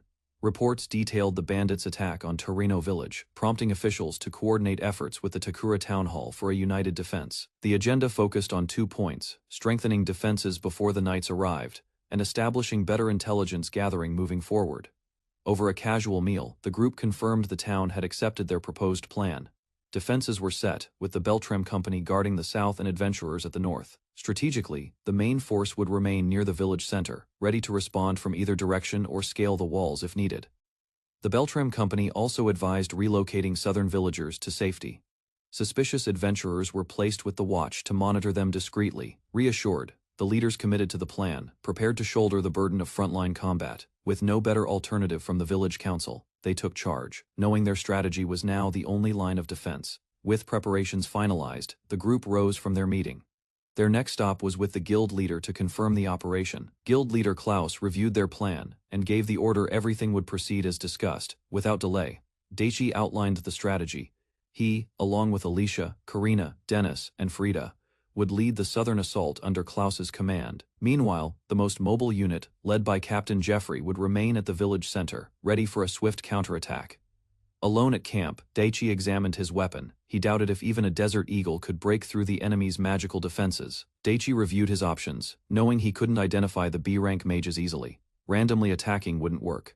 He considered alternate tactics assault rifles and sedative gas. Anti-material rifles would deal with tougher foes from a distance. While testing equipment, Daichi received a transmission. Shocked, he realized the earlier strategy had been a decoy. The true enemy was the Beltram Company. Daichi pushed aside distractions, now focused on uncovering and stopping the enemy's hidden plan. Daichi listened to the intercepted message. The enemy's words revealed the village attack was a decoy. Their real objective was hidden. They aimed to strike the Beltram convoy, with its forces split. This rare opportunity allowed them to seize valuable cargo and capture the guild leader. Among the group, a few confirmed they had seen the guild leader before. Identification during the operation wouldn't be a problem. To mislead the defenders, they planted a fake plan about attacking the village watch, ensuring it would reach the right ears. The enemy calculated correctly. Reinforcements would focus on the village center, leaving the convoy exposed and vulnerable. The group anticipated strong resistance. The enemy's elite troops were stationed near the convoy, close to the guild leader, skilled in both tactics and one-on-one combat. Despite the odds, the infiltrators remained confident. With a calm gaze and unified resolve, they assured each other they could handle the operation, including confronting the boss himself. As tension built, they exchanged sharp remarks, half joking, but fully alert. They knew this mission would test their strength more than any previous fight. Their opponents, seeing only 5 men, underestimated them. Confidence surged among the defenders, believing the numbers favored them. But the infiltrators revealed their true edge. They were not ordinary fighters. They were trained, disciplined, and lethal, active-duty military. As an extra precaution, the strategists decided to deploy additional members to strengthen their odds. The group gathered silently in a hidden chamber, prepared for the signal. Shadows moved with quiet anticipation. They debated whether to unleash their trump card early. Choosing safety over hesitation, they decided not to take chances. A plan was finalized. A false message would be sent to Alan's squad, claiming a midnight attack at the north entrance. The decoy was prepared with detailed information. With everything in place, they set the operation time tomorrow night. The real strike would begin. Daichi received a transmission confirming the enemy's approach. The village would be attacked soon, just as anticipated. A companion arrived with urgent news. Captain Jeffrey had obtained information about the assault. Daichi was ordered to report to the guild leader immediately. Inside the command tent, a letter had already been delivered. Its contents would determine their next move. With a firm voice, the guild leader declared that the bandits would launch their attack that very night. Everyone prepared for battle. The letter revealed critical intel. Captured adventurers had carried messages to enemy infiltrators, exposing the village's defensive placement. The guild leader revealed the enemy's main objective: destroy the village watch with full force from the north. It became clear that the bandits intended to eliminate threats one at a time. After the village watch, their next target would be the main camp. Daichi and the others questioned the enemy's precision. The strategy seemed too structured, more like trained military tactics than those of ordinary bandits. Without delay, orders were issued. The mobile unit would reinforce the village watch. Daichi's team was sent to the north to strike back. While some moved to the front lines, others remained to protect the guild, determined to hold their ground. The guild leader reassured everyone that the guild had capable personnel who could defend themselves if necessary. A proposal was made to leave Karina behind for extra protection. With her guarding the guild, the others could focus on reinforcing the village. Daichi realized this was a mistake. Intelligence revealed that 5 B-rank mages were among the enemy, and holding Karina back would weaken their main force. Urgently, Daichi rushed to alert guild leader Klaus. The risk of splitting their strength was too great to ignore. He warned that leaving the south undefended could lead to disaster. The situation required immediate reconsideration. Daichi declared that everything happening was part of the enemy's design. He activated a recording device on the table, grabbing everyone's attention. The playback revealed a shocking truth: the enemy had intentionally leaked the false plan to bait the Beltram Company into a trap. As the voices played, the guild leader and others finally understood. Daichi's evidence proved the enemy's deception was deeper than expected. The recording likely exposed the real strategy. Some listened calmly, while others braced themselves, realizing the threat was far more organized. Though confused by the device, the guild leader focused on what mattered: the urgent need to act before it was too late. Daichi revealed that the enemy's conversation had taken place recently. The bandits were already approaching from the forest south of the village. Alarmed by the urgency, he shouted a warning. The enemy had arrived. Reports came in quickly. Conflict had erupted at the north gate. A signal flare confirmed the enemy's aggressive move. With tension rising, Daichi stood firm. While others hesitated, he declared he had a plan to counter the attack. His strategy was simple: turn the enemy's tactics against them. A direct response using their own deception would shift the tide. The plan was to strike the bandits from both flanks during their approach from the south. To succeed, they had to appear as if still following the enemy's expectations. A decoy group of guards and disguised civilians would move toward the north gate, drawing attention away from the real move. Meanwhile, the guild leader would remain visible in the square, serving as bait to maintain the illusion. Daichi's team of 5 would leave quietly and set up an ambush, prepared to launch a surprise attack from the rear. Even if their attack failed, it would still buy the guild leader time to retreat safely. As the bandits advanced, the team debated whether to recall troops from the north. Daichi reminded them no plan was without risk. Even with the enemy's mages, the Beltram forces could likely hold. If needed, they could intercept the enemy at the village center, buying time for support. Confidence sparked, but the suggestion didn't convince everyone. Not all concerns were tactical. Some doubted the guild leader would agree. Others felt the plan overlooked deeper implications beyond combat. Daichi clarified, letting bandits into the center unchecked would shift their goal from attack to abduction. Daichi warned that letting the bandits enter would risk more than just the guild leader. They might take remaining villagers as hostages. When asked about their chances against the enemy's main force, Daichi calmly responded that he had a secret weapon. Skepticism followed. Could his hidden asset truly defeat 60 bandits and multiple B-rank mages? With confidence, Daichi declared he would neutralize every enemy and capture them alive, shocking everyone in the room. Despite his certainty, concern grew. His comrades believed he was underestimating the threat and taking the situation too lightly. The others remained skeptical. Capturing bandits alive sounded even more unrealistic than defeating them outright. Proof was demanded. Daichi admitted he couldn't demonstrate it immediately, but revealed his trump card, a concealed secret weapon. Later, as the squad regrouped outside the village, Daichi noted how guild leader Klaus had hesitated to include Alicia in the strike team. But Alicia reasoned logically her destructive magic was best used away from civilians. Her calm argument won Klaus over. As night approached, Daichi grew cautious. Judging from others' reactions, Alicia's attack magic had a wide and powerful range. Daichi explained his backup plan. If rendering the enemy powerless failed, he would use an assault rifle. He told the others to retreat if things became too dangerous. Alicia, smiling, volunteered to stay behind and help with the mowing down, showing no hesitation. Karina refused to retreat either, insisting she'd stay until backup was needed and would drag Daichi out herself if necessary. Though Daichi acted relaxed, the others reminded him that magic skill wasn't enough. Experience and caution were equally important. Karina emphasized the hard truth. Overconfidence had ended many talented mages. Daichi had to stay sharp.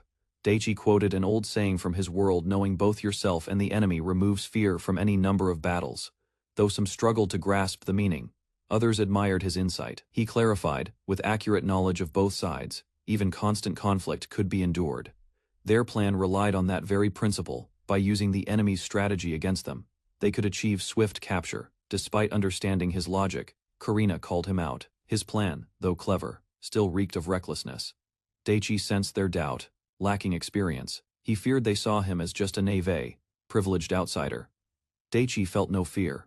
Though inexperienced in real combat, his knowledge from books and strategy guides gave him confidence. As the enemy approached, the team prepared. Karina ordered Alicia to strengthen herself with magic as they closed in. Daichi observed the distance. The enemies were almost in range, but something felt wrong. There were more than expected. From the shadows, 6 massive king apes emerged, joining the advancing bandits, complicating the planned ambush. Daichi's party stood firm as a mob of armed bandits surged forward, beasts snarling behind them. Tension rose as masked enemies charged with overwhelming numbers. In the midst of chaos, Daichi and his allies exchanged sharp glances. The threat wasn't just men, it was the king apes that worried them. One girl sensed the truth: 66 bandits and 6 controlled beasts. Daichi realized this wasn't just a random attack, it was a tactical assault. Klaus urged retreat, gauging the enemy's strength. The sheer count had shaken their confidence, but Daichi stepped forward, charged with resolve. He had a plan and he would hold the line. Daichi remained calm, confident in his plan. He declared that more enemies simply meant he'd use more firepower. His optimism startled the others. Alicia surprised the group by stepping forward. She chose to stay with Daichi, catching the others off guard with her decision. She explained her magic was limited near the village, but her physical enhancements were enough to fight. Her cheerful tone clashed with the tense moment. Karina tried to reassert control, but Alicia's quick calculation of the enemy's distance left no room for delay. With retreat no longer possible, Karina ordered the team into formation. They prepared to face the enemy head, and Dennis and Frida accepted the plan. With blades ready, they acknowledged their trust in Daichi's judgment without hesitation. Daichi stood firm and optimistic, signaling the enemy's approach distance. The gap closed 600 meters, the countdown had begun. At 500 meters, Daichi gave the next signal. Everyone locked eyes, tension mounting. Alicia and the others readied their positions. Daichi knelt and concentrated. He lifted 4 fingers, his calm gestures masking the storm about to unfold. The team stood by, alert. The enemy drew nearer. Daichi lowered a finger. 3. The bandits were in sight, and the battle was moments away from erupting. As the bandits closed to 200 meters, Daichi's nerves spiked. He questioned whether his timing would hold if his strategy failed. Without hesitation, he triggered the plan. A volley of stun grenades launched skyward, scattering above the enemy ranks. A blinding flash burst across the field. The explosion of light and sound disrupted the advancing force, halting their momentum instantly. Daichi watched carefully, peeking from cover. Confident the impact had landed, he reached for his next move, staying composed. On the battlefield, chaos erupted. Enemies clutched their eyes and ears, disoriented. The plan had worked. Daichi's trap struck first. The dust settled. Bandits lay incapacitated across the field. Daichi raised his hand slightly, uncertain if it was truly over. As his allies confirmed the fallen enemies, Karina looked toward Daichi in disbelief. His actions left even his team confused. Without fuss, Daichi casually instructed them to secure the bandits. His composure clashed with the astonishment in their eyes. To ensure no one escaped, Daichi prepared another device, this time a net. The team watched as he calmly initiated the next step, but before he could finish, a loud roar shook the air. A monstrous king ape lunged from behind Daichi's moment of peace, vanished instantly. The king ape charged furiously, smashing through debris with wild force. Daichi barely reacted in time as its massive frame loomed closer. Karina and the others shouted for Daichi to retreat. The threat was too close, and they weren't ready to risk his safety. Even Alicia urged him to fall back, as the ape's rampage grew more erratic. Confusion spread. The beast didn't even seem to recognize friend from foe, but Daichi stood firm. He signaled he was fine and turned to face the beast directly, his eyes locked with resolve. With fire in his grasp, another ally stepped in, launching an explosive counter. The king ape was engulfed in flames mid-charge. Karina slashed fiercely at the king ape, her sword cutting deep. The beast reeled but held its ground with unnatural endurance. The team realized the danger. These apes were wearing enchanted gear. Even flames couldn't pierce their defenses. Frida missed her strike, leaving Daichi directly in the monster's path. With no time left, the ape charged again. Daichi remained calm. He stepped forward and declared he'd handle it, activating a hidden device with precision. In an instant, Daichi unleashed his power. The beast stumbled under the force, halted mid-charge as Daichi stood unshaken. Daichi confirmed the anti-material rifle's power. It could kill the king apes. Without hesitation, he vowed to handle the rest himself. As another ape charged, Daichi prepared. Karina stood ready, watching him closely as the monster closed the distance. A well-placed shot tore into the ape's chest. The enchanted armor failed to protect it. Shock filled its wide eyes. Everyone paused. One shot had been enough. Karina stared in disbelief as Daichi reloaded calmly, eyes sharp and focused. Another beast appeared in the distance. But now, they knew Daichi was more than ready. Daichi remained composed as another king ape fell. With only 3 left, his focus sharpened. He assessed the situation. The enchanted gear was tougher than expected. Only direct shots through the mouth had any effect. Adjusting his aim, he fired precisely. Another beast staggered from the impact, collapsing under the focused attack. Alicia watched in awe, stunned by Daichi's calm efficiency. While others hesitated, he showed no hesitation in eliminating the threat. Daichi announced 2 enemies remained. In the midst of chaos, he remained collected, commanding the others to secure the bandits while he handled the rest. Daichi calmly prepared his final move. The last king ape growled, its blurry vision locking onto him from a distance. He confirmed it was the last target. As the beast clutched a fallen fighter, Daichi stepped forward with confidence. A sudden magical burst erupted. Multiple fireballs exploded around him, catching everyone off guard. One blast struck Daichi directly. Shock and panic spread through the group as he collapsed, wounded in the final moment. Daichi took a direct hit to the chest, sending him crashing to the ground as his allies watched in shock. The enemy's sudden attack had caught them off guard, wounded. Daichi gritted his teeth and tried to rise.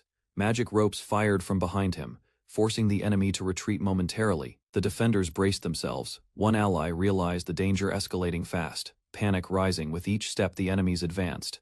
Alicia stepped forward, fire magic swirling in both hands. Daichi sensed her intent from the ground, warning bells going off in his mind. Desperate, he shouted to stop her, knowing the cost. Alicia pushed forward without hesitation, shielding Daichi as he tried to recover. Determined, she faced the danger head-on, eyes sharp with resolve.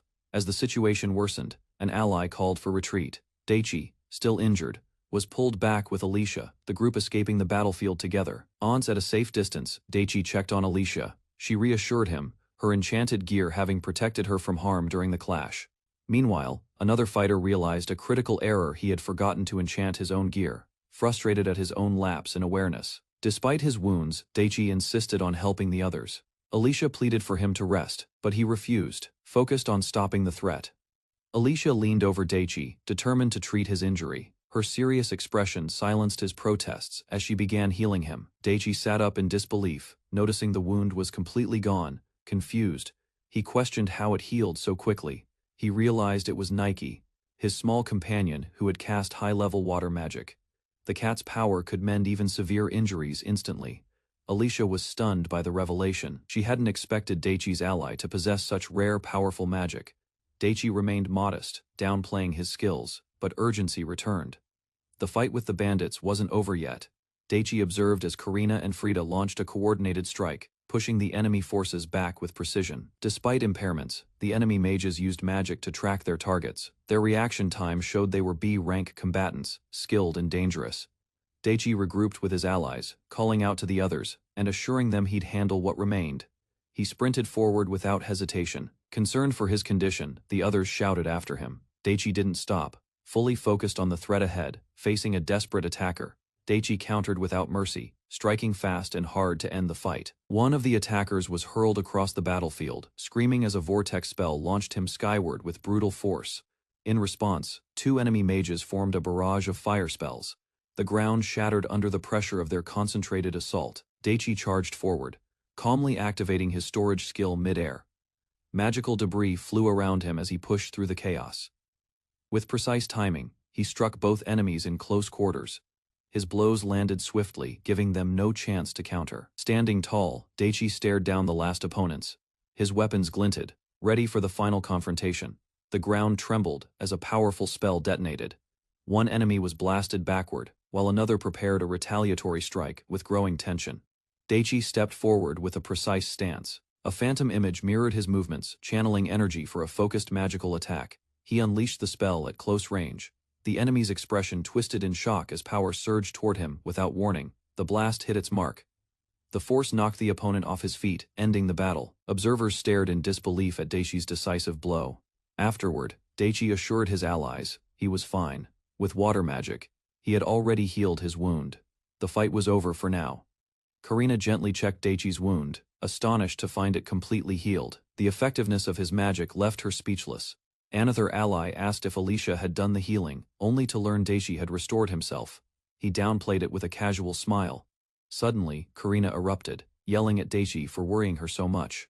Embarrassed, he could only apologize. Frida interrupted the moment, reminding them to restrain the remaining bandits. Daichi agreed, prioritizing the task at hand. As the team regrouped, Karina insisted on having a serious talk later. The battle was over, but emotion still ran high. Alicia stepped beside Daichi, quietly expressing that she too was upset. Her voice carried more weight than he expected.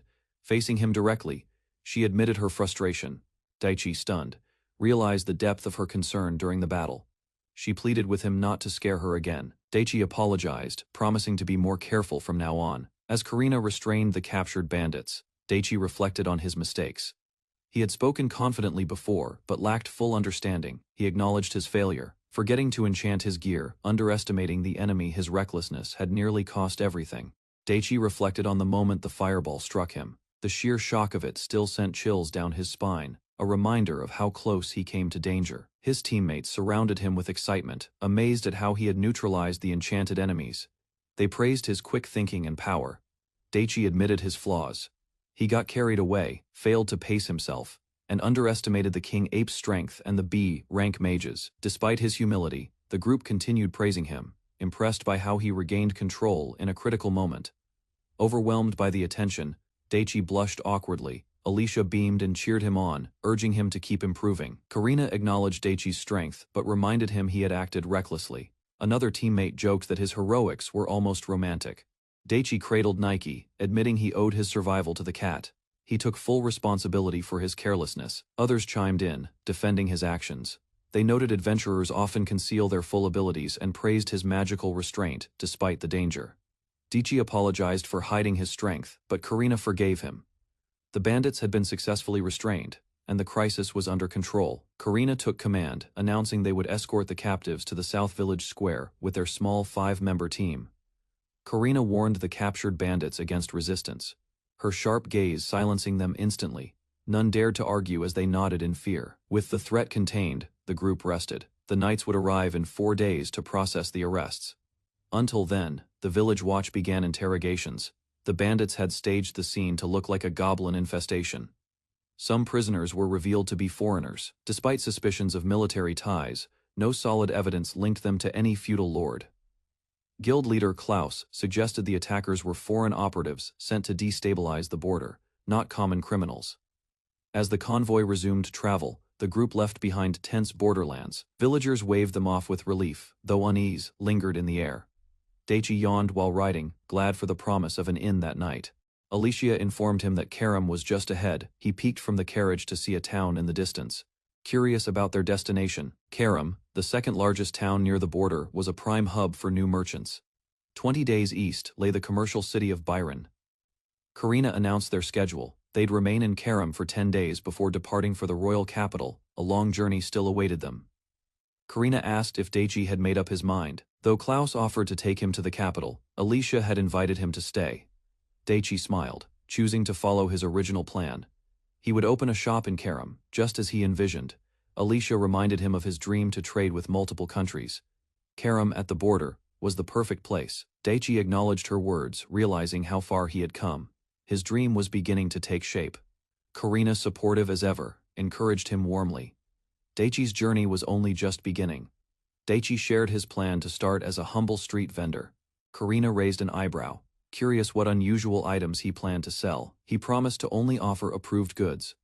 Karina remained suspicious, teasing him about her lack of trust. Jokingly, they compared him to a child. Alicia agreed with a smile, noting how unpredictable he could be. Their playful teasing continued. Daichi admitted he was reckless, while the others insisted even kids had more restraint.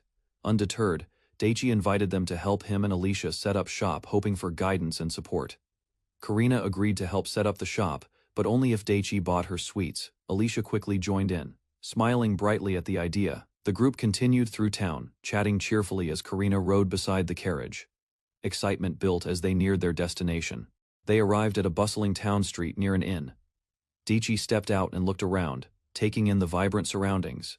After a good stretch, he felt fully recharged. With Nike perched on his shoulder, he declared himself ready to begin. Elsewhere, a mysterious message on a desk caught someone's attention, hinting at events yet to unfold. A cheerful girl bursts onto the scene, sensing the presence of a new customer. Her enthusiasm fills the air instantly. Daichi extended his hand, sealing a deal that marked the beginning of his journey in a new town. The merchant firmly returned the handshake, confident that Daichi's modern products would thrive in the royal capital's market. After 10 days in Karam, the Beltram convoy departed, leaving behind familiar faces and mixed emotions among the townspeople. A local woman warmly wished Daichi success as he prepared to establish his stall, offering support with a smile and a handshake. Daichi, looking ahead, planned to gain experience here before expanding to the capital, determined to grow step by step. As Daichi pondered his next steps, someone casually suggested Piran, stirring curiosity and concern among the group. The city of Piran, bustling with commerce and controlling key trade routes, stood as the second largest in the kingdom. Daichi considered the idea seriously. Although Piran seemed promising, he admitted the plan was still far off and bid farewell with a cheerful tone. Karina, watching him go, voiced her worry. She knew his ambitions but feared he might take reckless risks without support. Despite her concerns, Daichi remained unfazed, recognizing the truth in her words, yet determined to keep moving forward. Karina recalled past incidents where Daichi acted recklessly, reminding him of his carelessness with bandits and village punks. Daichi tried to lighten the mood, asking for forgiveness while playfully holding up his cat to ease the tension. Despite her teasing, Karina warned him to stay alert, acknowledging his skills, but reminding him that this world remained unfamiliar. Confident, Daichi promised to grow stronger and more dependable, assuring them he would prove his reliability when they met again. As Karina prepared to escort the convoy, she planned for future trade, expecting success from Daichi's products and a swift return. Karina offered a firm handshake, reminding Daichi that she expected him to grow capable in her absence. Before parting, he handed her a bag containing cake, advising her to eat it quickly before it spoiled. The sweet gift drew attention from others nearby, prompting Daichi to assure them he had enough to share. Delighted by the treat, the group suggested adding cake to the product lineup, imagining strong demand across the capital. Despite the enthusiasm, Daichi hesitated, knowing poor storage could risk illness and damage his business's reputation. Concerns about food safety lingered. Everyone agreed that even one noble falling ill could cause chaos and suspicion. With a teasing grin, one of the guards hinted Karina might need to return soon, not just for trade. Suddenly, their departure was announced, catching Karina off guard as she scrambled to prepare. She climbed into the carriage without delay. The wheels began turning, signaling the convoy's journey had officially begun. Waving goodbye, Karina promised to return in 2 months. Daichi, smiling confidently, vowed to become someone unrecognizable by then. With a soft smile, Karina expressed her anticipation, her horse already in motion as she rode off. Daichi watched the convoy disappear before turning back to his tasks, ready to begin his solo venture in Karam. Days passed quickly. Alicia went off on her own errands while Daichi finalized the shop property with the Merchant Guild. Excited, he promised his cat Nike a cozy new home addition, completely forgetting the little one's meows of impatience. Thanks to product deposits and bounty rewards, he had enough funds to settle the property and live comfortably for now. Daichi beamed with joy, thinking how much his life had changed from being jobless to thriving in another world. While exploring the town, he admired the open plaza, moving forward with excitement and spring in his step. He arrived at the Merchant Guild, confident in their reliable support as he prepared to formalize the property deal. Entering the guild building, he greeted everyone inside with energy, his cat meowing softly beside him. Melissa, the sales rep, welcomed him warmly. She guided him upstairs and asked to go over a few final details. Melissa brought up troubling rumors of someone recklessly firing offensive magic in Lint Forest, near the town's south gate. She explained the forest was frequented by beginners and locals, making such behavior dangerous and disruptive. Then, with a knowing smirk, she revealed Daichi had been seen in the area at the time of the incidents. Caught off guard, Daichi admitted to practicing magic, but insisted he had chosen a remote spot to avoid civilians. He quickly added that another person, a girl using wind magic, had also been there, possibly the real cause of suspicion. Melissa hinted that if the offender had been a weak mage, no one would have cared. Her pointed look said otherwise.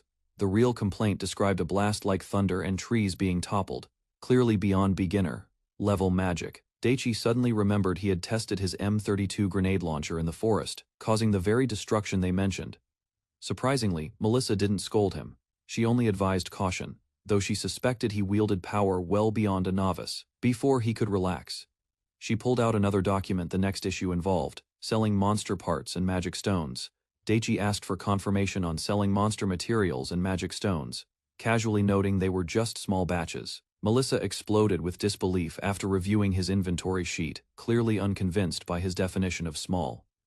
The product list labeled everything as a lot, from fangs to fluids, leaving her demanding an explanation. She clarified that bulk materials must go through the Adventurers Guild, not from street-level vendors like him. Even with his new shop, the rule stood. Daichi admitted he skimmed the contract, shocked to learn he'd broken protocol. Daichi asked for clarification on what small amounts meant, realizing he might have misunderstood the local standards. Melissa explained that it referred to minor leftovers from casual hunting trips, barely enough for trading after feeding one's family. Understanding hit him hard. Compared to that, his supply was clearly overkill. Before he could recover, she brought up his failure to register with the Mages Guild, catching him completely off guard. His excuse fell flat. Melissa shouted in frustration, correcting his false assumption that joining one guild excluded all others. Melissa burst into tears, begging Daichi to ask questions next time, instead of acting on his own. Panicking, he quickly promised to consult her before making decisions. Pleading with her to stop crying, she sniffled and wiped her face, slowly calming down while Daichi watched nervously. Suddenly, she muttered about the Mages Guild with glazed eyes, overwhelmed and barely coherent. Realizing the urgency, Daichi offered to register immediately. Melissa weakly insisted they go together, still recovering from her meltdown. Before finalizing the property, Melissa insisted they stop by the Mages Guild, still wiping away her tears. Walking through the streets, she gently scolded Daichi, reminding him that being from another country didn't excuse carelessness. Karina chimed in firmly, urging him to speak up when unsure. Daichi agreed, promising to be more communicative. Melissa threw herself into a dramatic apology, demanding a proper promise. Flustered, Daichi gave his word. Realizing she'd assumed too much about his experience, Melissa took responsibility for the confusion, ready to support him properly. Now Melissa struggled to carry Daichi in embarrassment, insisting they both reflect and escape the crowd's stares quickly. Once hidden in an alley, she checked the surroundings. Daichi sensed something was off, but stayed quiet as told. With a soft laugh, she admitted it was tough walking while everyone was watching them. Now she felt better. Suddenly Daichi handed her a large lollipop, catching her off guard as she blinked in confusion. He proudly explained it was candy from his homeland. Melissa, shocked by the size, questioned if that truly counted as candy. Daichi demonstrated how to eat the candy by licking it, shocking Melissa, who found the act too indecent for public. He enjoyed the sweetness without shame, savoring the taste while she hesitated to follow his lead. Eventually giving in, Melissa was overwhelmed by the flavor, amazed at how refined and delicious it was compared to local sweets. Embarrassed but impressed, she quietly asked how much it would cost, unsure if it was even affordable. Daichi declined payment, telling her it was a gift, just something between the two of them. Melissa reached out for a handshake, accepting Daichi's offer of friendship just as he handed her a pile of candy. Blushing, she hesitated, unsure if it was a bribe. Daichi simply asked her to teach him more from now on, relieved and smiling. Melissa gratefully accepted, hugging the candy with sparkling eyes as Daichi nodded proudly. Internally, he chuckled to himself. Winning her over with sweets had been even easier than expected. With Melissa content, Daichi felt confident again, though he clearly hadn't learned his lesson just yet. Melissa asked if the boy had been entering Lint Forest alone. He confirmed it without hesitation, licking the candy she had just tasted for the first time. She concluded that it made sense. Had he gone with someone from the Beltram company, he wouldn't have caused such a stir.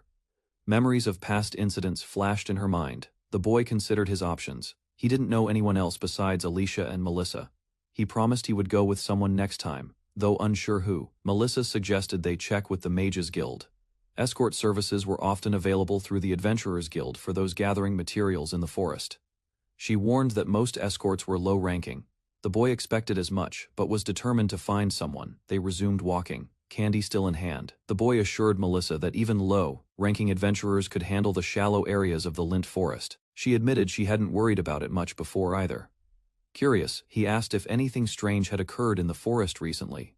Melissa, after a pause, confirmed something unsettling had indeed happened. Before she could elaborate, a loud noise echoed from the street market, grabbing their attention instantly. Reacting swiftly, the boy charged forward toward the source, determined. Melissa hesitated, surprised by his sudden burst of action. Realizing she was left behind, Melissa sprinted after him, lollipop still in hand. Daichi noticed a sudden shift in the air as footsteps echoed through the narrow street. He pulled the girl beside him to safety, while a group of rough men blocked the path ahead. As they approached the market, the crowd thickened. A tense atmosphere hung around them, with unfamiliar faces eyeing them cautiously. Within the crowd, Daichi spotted an elderly woman.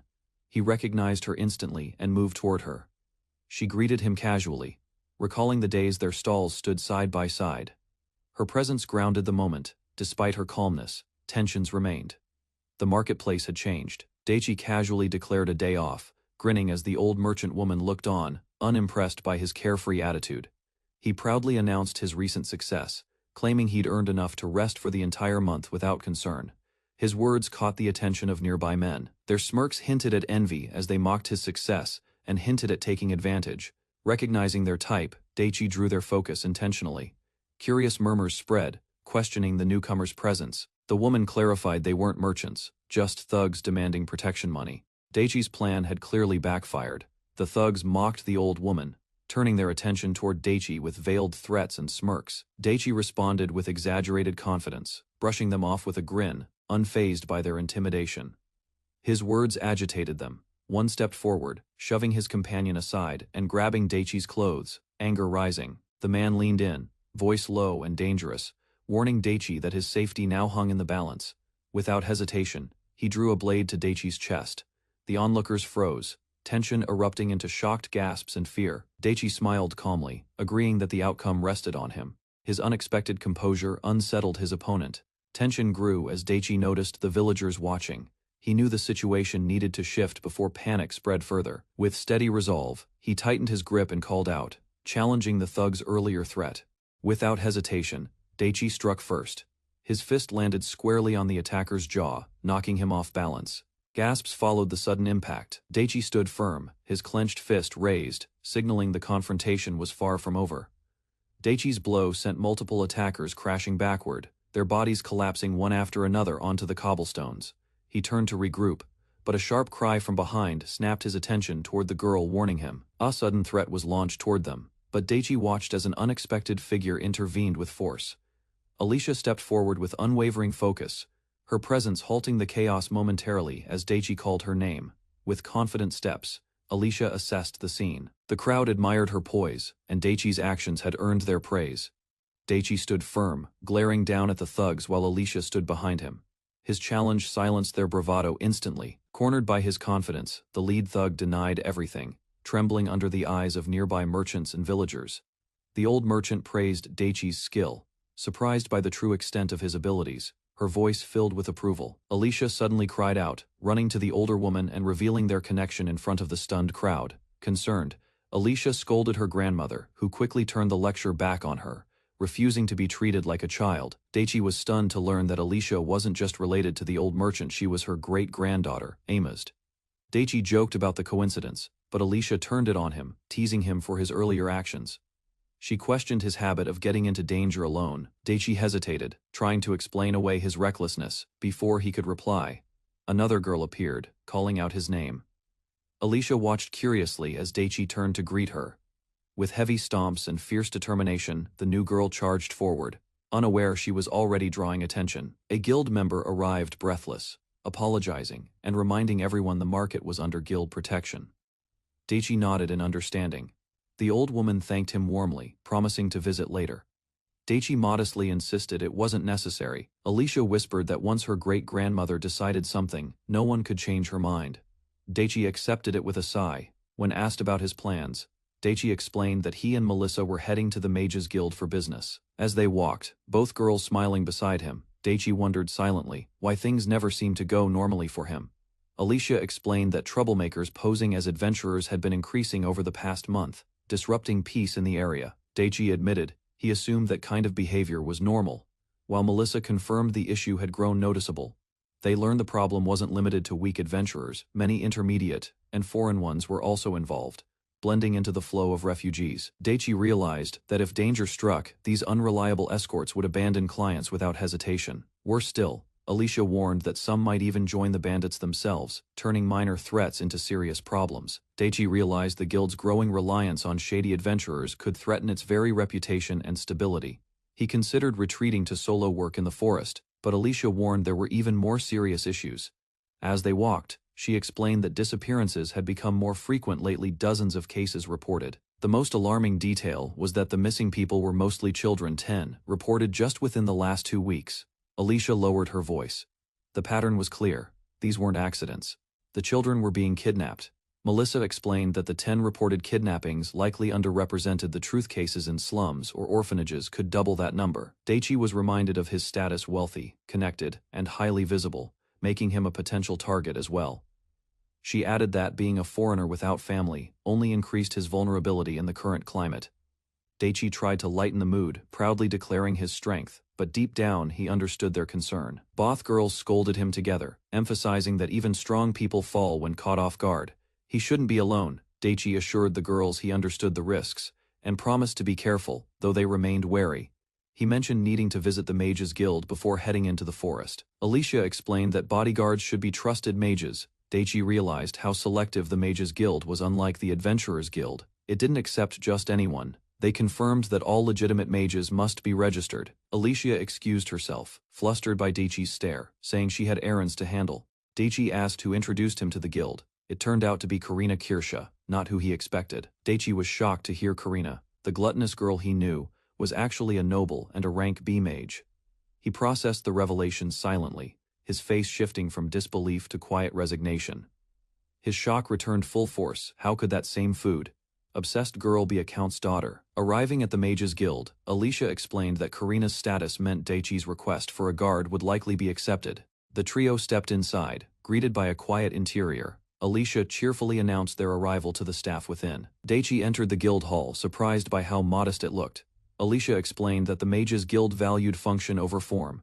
She hinted at what lay ahead, leaving Daichi uncertain. Whatever awaited, he'd soon see for himself. Daichi arrived at the Mages Guild, escorted by his companions. The receptionist greeted them as they requested his registration. During the process, the guild staff asked for a letter of recommendation. Daichi looked puzzled, unsure what they meant. After a brief pause, he remembered the sealed envelope. He had carelessly stored it in his item box and forgotten about it. The receptionist opened the letter and froze in shock. It revealed that Lady Karina Kirsha had written the recommendation. Daichi remained calm, while others reacted in disbelief. Karina's name carried unexpected weight. Another letter surfaced, this time not official, but from the guild leader of the prestigious Beltram Company, causing raised eyebrows. The guild clerk reeled in shock upon hearing the name, overwhelmed as more documents were handed over. Additional letters appeared, each signed by respected B-rank mages. One even came directly from the warrior himself, confirming Daichi's growing support. The clerk scanned everything nervously. A noble's daughter, a powerful merchant guild, and 3 seasoned mages all backing one newcomer. Curiosity spread. With whispers rising, the clerk leaned closer and quietly questioned the boy's identity. The clerk leaned in, asking about Daichi's identity. His companion simply deflected the question, keeping things vague. Daichi approached the counter and hesitated while filling out the form. With help from his companions, he left several parts blank. Once completed, he handed the form back. The clerk, rushing to check it, stumbled dramatically while trying to remain composed. Recovering quickly, the clerk apologized for the delay and politely thanked Daichi for his patience while reviewing the details. Just then, a fluffy cat appeared. The clerk stared in awe, confused by the unusual breed and its sudden presence. The fluffy cat sat quietly, its presence oddly intense. The clerk, clearly unsettled, called it adorable but couldn't shake the tension. Still flipping through paperwork, the clerk was again startled. The situation was becoming increasingly confusing. The cat began to float midair, drawing skeptical looks. Daichi casually dismissed the behavior, insisting it was just a normal kitty. His companion whispered a logical explanation. No powerful group would travel with a monster. The clerk, convinced, nodded in agreement. Trying to refocus, the clerk returned to Daichi's application, but now, he hesitated, unsure what he was truly dealing with. The clerk examined the form. It was barely filled, only a name, age, and a mention of the cat. Daichi claimed inconvenient details were best left out. Trying to remain polite, Daichi submitted the form. His companion looked irritated, while the clerk sighed deeply and accepted it. Whispers stirred behind the counter. Questions arose about Daichi's missing nationality and birthplace, which even travelers usually disclosed. Pressed for answers, his companion deflected the interrogation, suggesting they ask Daichi directly. The clerk hesitated, unsure how to proceed. Overwhelmed by Daichi's high-profile endorsements, the clerk finally snapped. There was no way he could question someone with that kind of backing. Frustrated, Daichi's companion snapped at the clerk, demanding he stop nitpicking and just accept the registration. Reluctantly defeated, the clerk agreed. The registration would be processed as it stood, and confetti marked the moment's end. As Daichi turned to request the transfer of the store, the clerk interrupted in surprise, wondering if things were truly concluded. With a nervous smile, the clerk asked if he might witness Daichi's magic just once as part of the process. Daichi agreed, and the clerk directed him to the courtyard, expecting to observe a display of non-elemental magic firsthand. Daichi asked if his companions could join. With a casual nod, the clerk agreed, and the group eagerly headed out together. As they stepped into the courtyard, its sheer size left Daichi stunned. The vast space was more than he expected.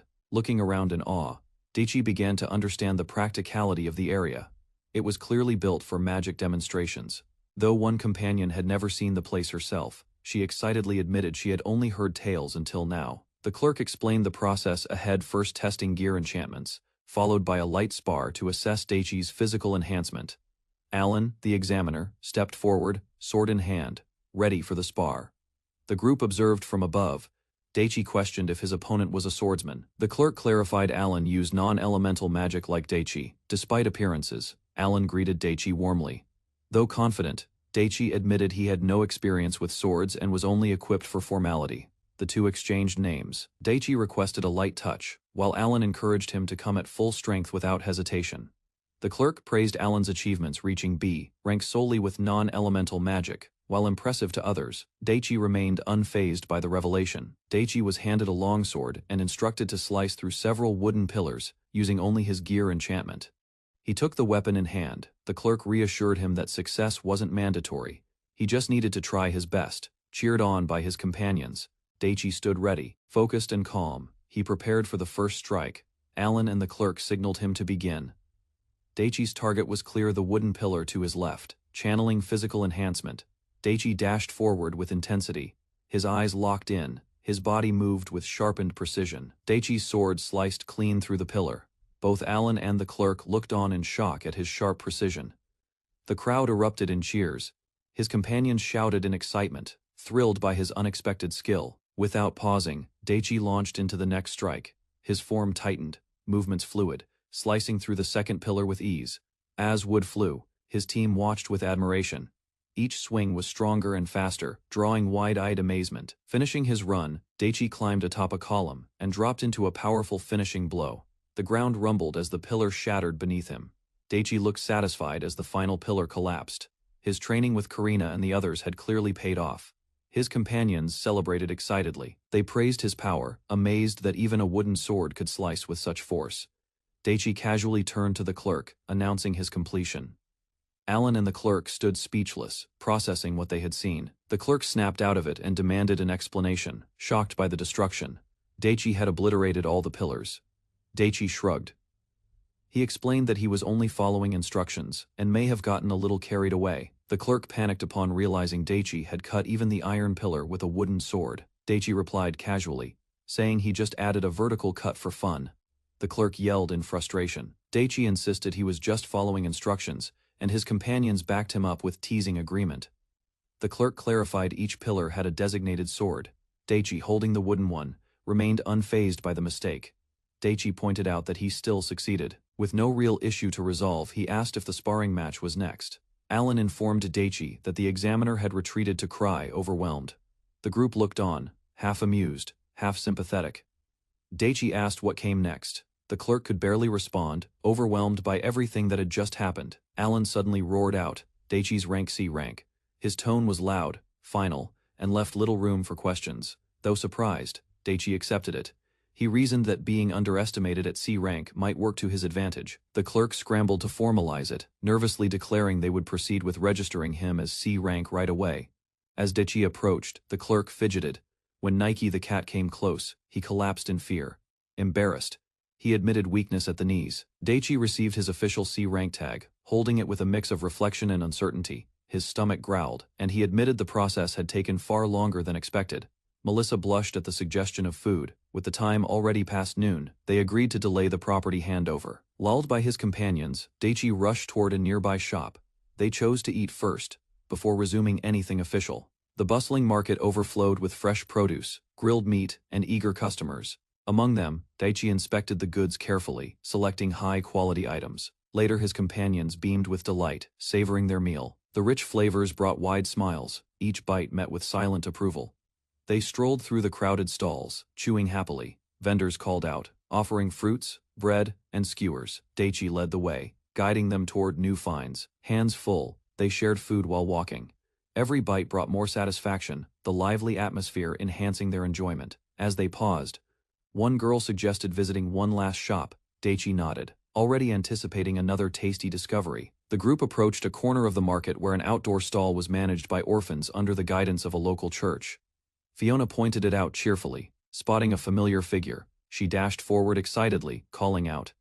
A nun turned slowly, revealing her name Marissa. The conversation shifted to introductions and curiosity. Daichi asked about the nun, learning that Fiona knew her well. They arrived just after lunch had ended. Joking remarks stirred playful chatter among the children. Fiona teased about Marissa possibly having a lover. The nun tried to keep her composure while the kids laughed around her. Despite their teasing, she responded calmly, hiding a faint smile. Daichi tried to greet the children politely, but teasing and laughter broke out. They joked about Marissa being dumped. Marissa firmly denied the rumors, stating she neither had a lover nor was played. She bowed apologetically for the children's remarks. Fiona quickly explained to Daichi that the noisy group were orphans raised at the church. The children greeted him with cheerful energy. Introductions followed. Daichi was identified as a merchant and guest of the guild.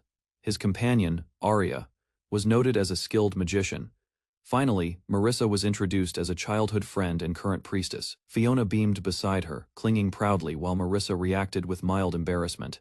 Daichi introduced himself formally to Fiona and Alicia. As he extended his hand, Fiona suddenly yanked away, flustered. Marissa hesitated, overwhelmed by the handshake. After a tense pause, she grasped Daichi's hand tightly, then requested to purchase all remaining goods at once.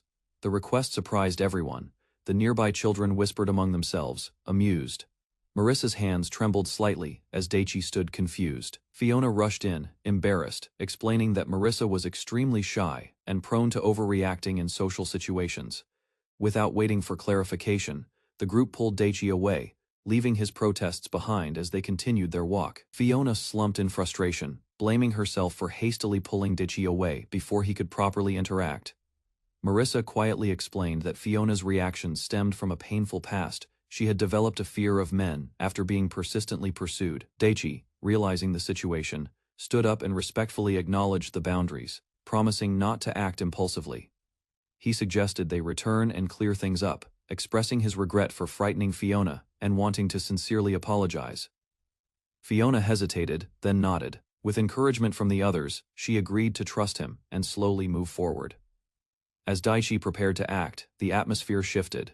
A child cried nearby, drawing everyone's attention. At the stall, several rough-looking men mocked the orphans, questioning their competence. Fiona watched, furious. Realizing the children were in danger, Daichi stepped forward, moving quickly through the crowd. He questioned the frequency of thugs like them. Fiona confirmed they had been appearing more often in recent months, spreading like pests. A large influx of adventurers had poured in from neighboring towns. Many, lacking discipline and status, roamed the streets unchecked, creating a growing problem. Daichi closely observed the thugs. Their gear was cheap and poorly maintained, confirming their lack of discipline. He recalled his arrival in town, noting the sudden rise in questionable adventurers with shoddy equipment. Fiona reminded him not to judge by appearance alone. Acknowledging her point, Daichi agreed not to jump to conclusions, though he remained cautious. He suspected Marissa viewed him as carefree and overly optimistic. Turning to his feline companion, Nike, he gave a light pat, acknowledging the potential for upcoming conflict.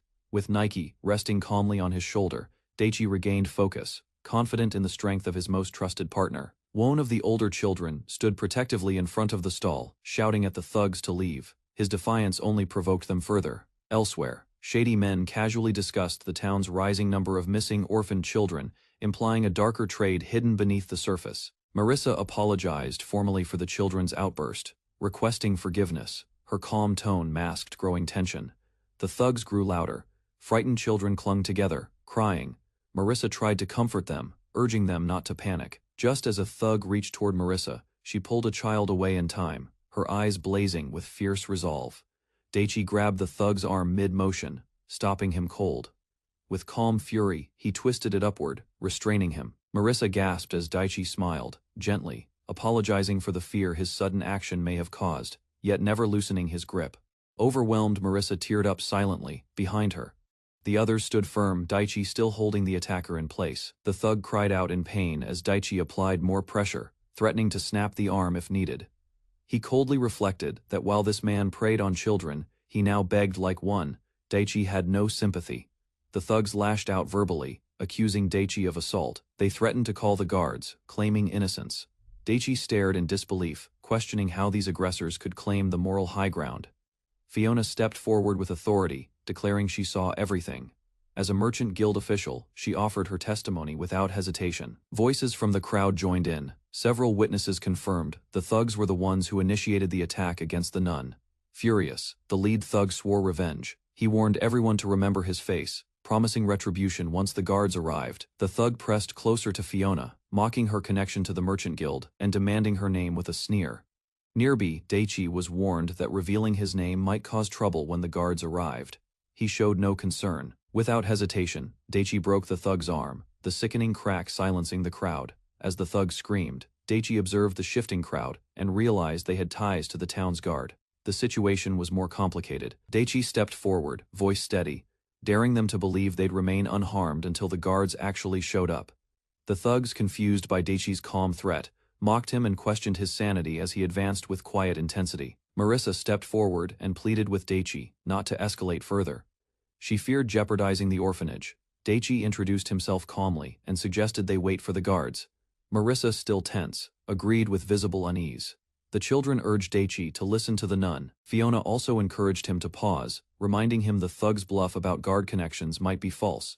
With a soft smile, Alicia reassured Daichi, telling him to leave the rest to her. Surrounded by a curious crowd, Daichi became the center of attention. The thugs mocked his silence, mistaking it for fear. Without emotion, Daichi pinched his nose and called out the source the thugs stank. Laughter erupted from the crowd. Daichi questioned whether the men ever bathed, prompting even bystanders to mock them. He mocked their false bravado, accusing them of using the guard's authority to threaten women and children. To him, they reeked of cowardice, the thug shouted angrily.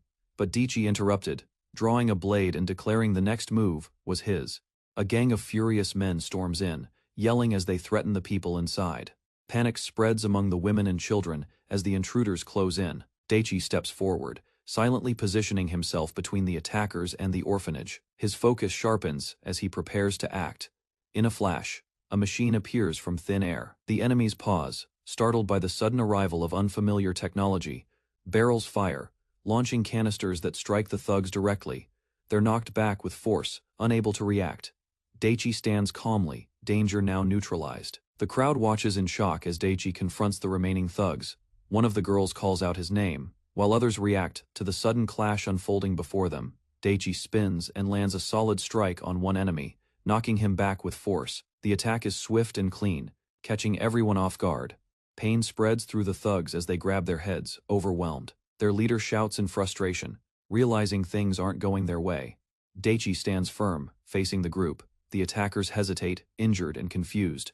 As he quietly delivers his warning, one of the men clenches his fist in rage, unable to accept defeat. His frustration boiling over Daichi, blocks the thug's incoming punch and counters with a powerful strike of his own. His expression remains focused as his fist connects cleanly. The impact sends the attacker flying backward into the street. Others nearby flinch as their ally collapses beside them, groaning in pain. More enemies rush forward, shouting in anger.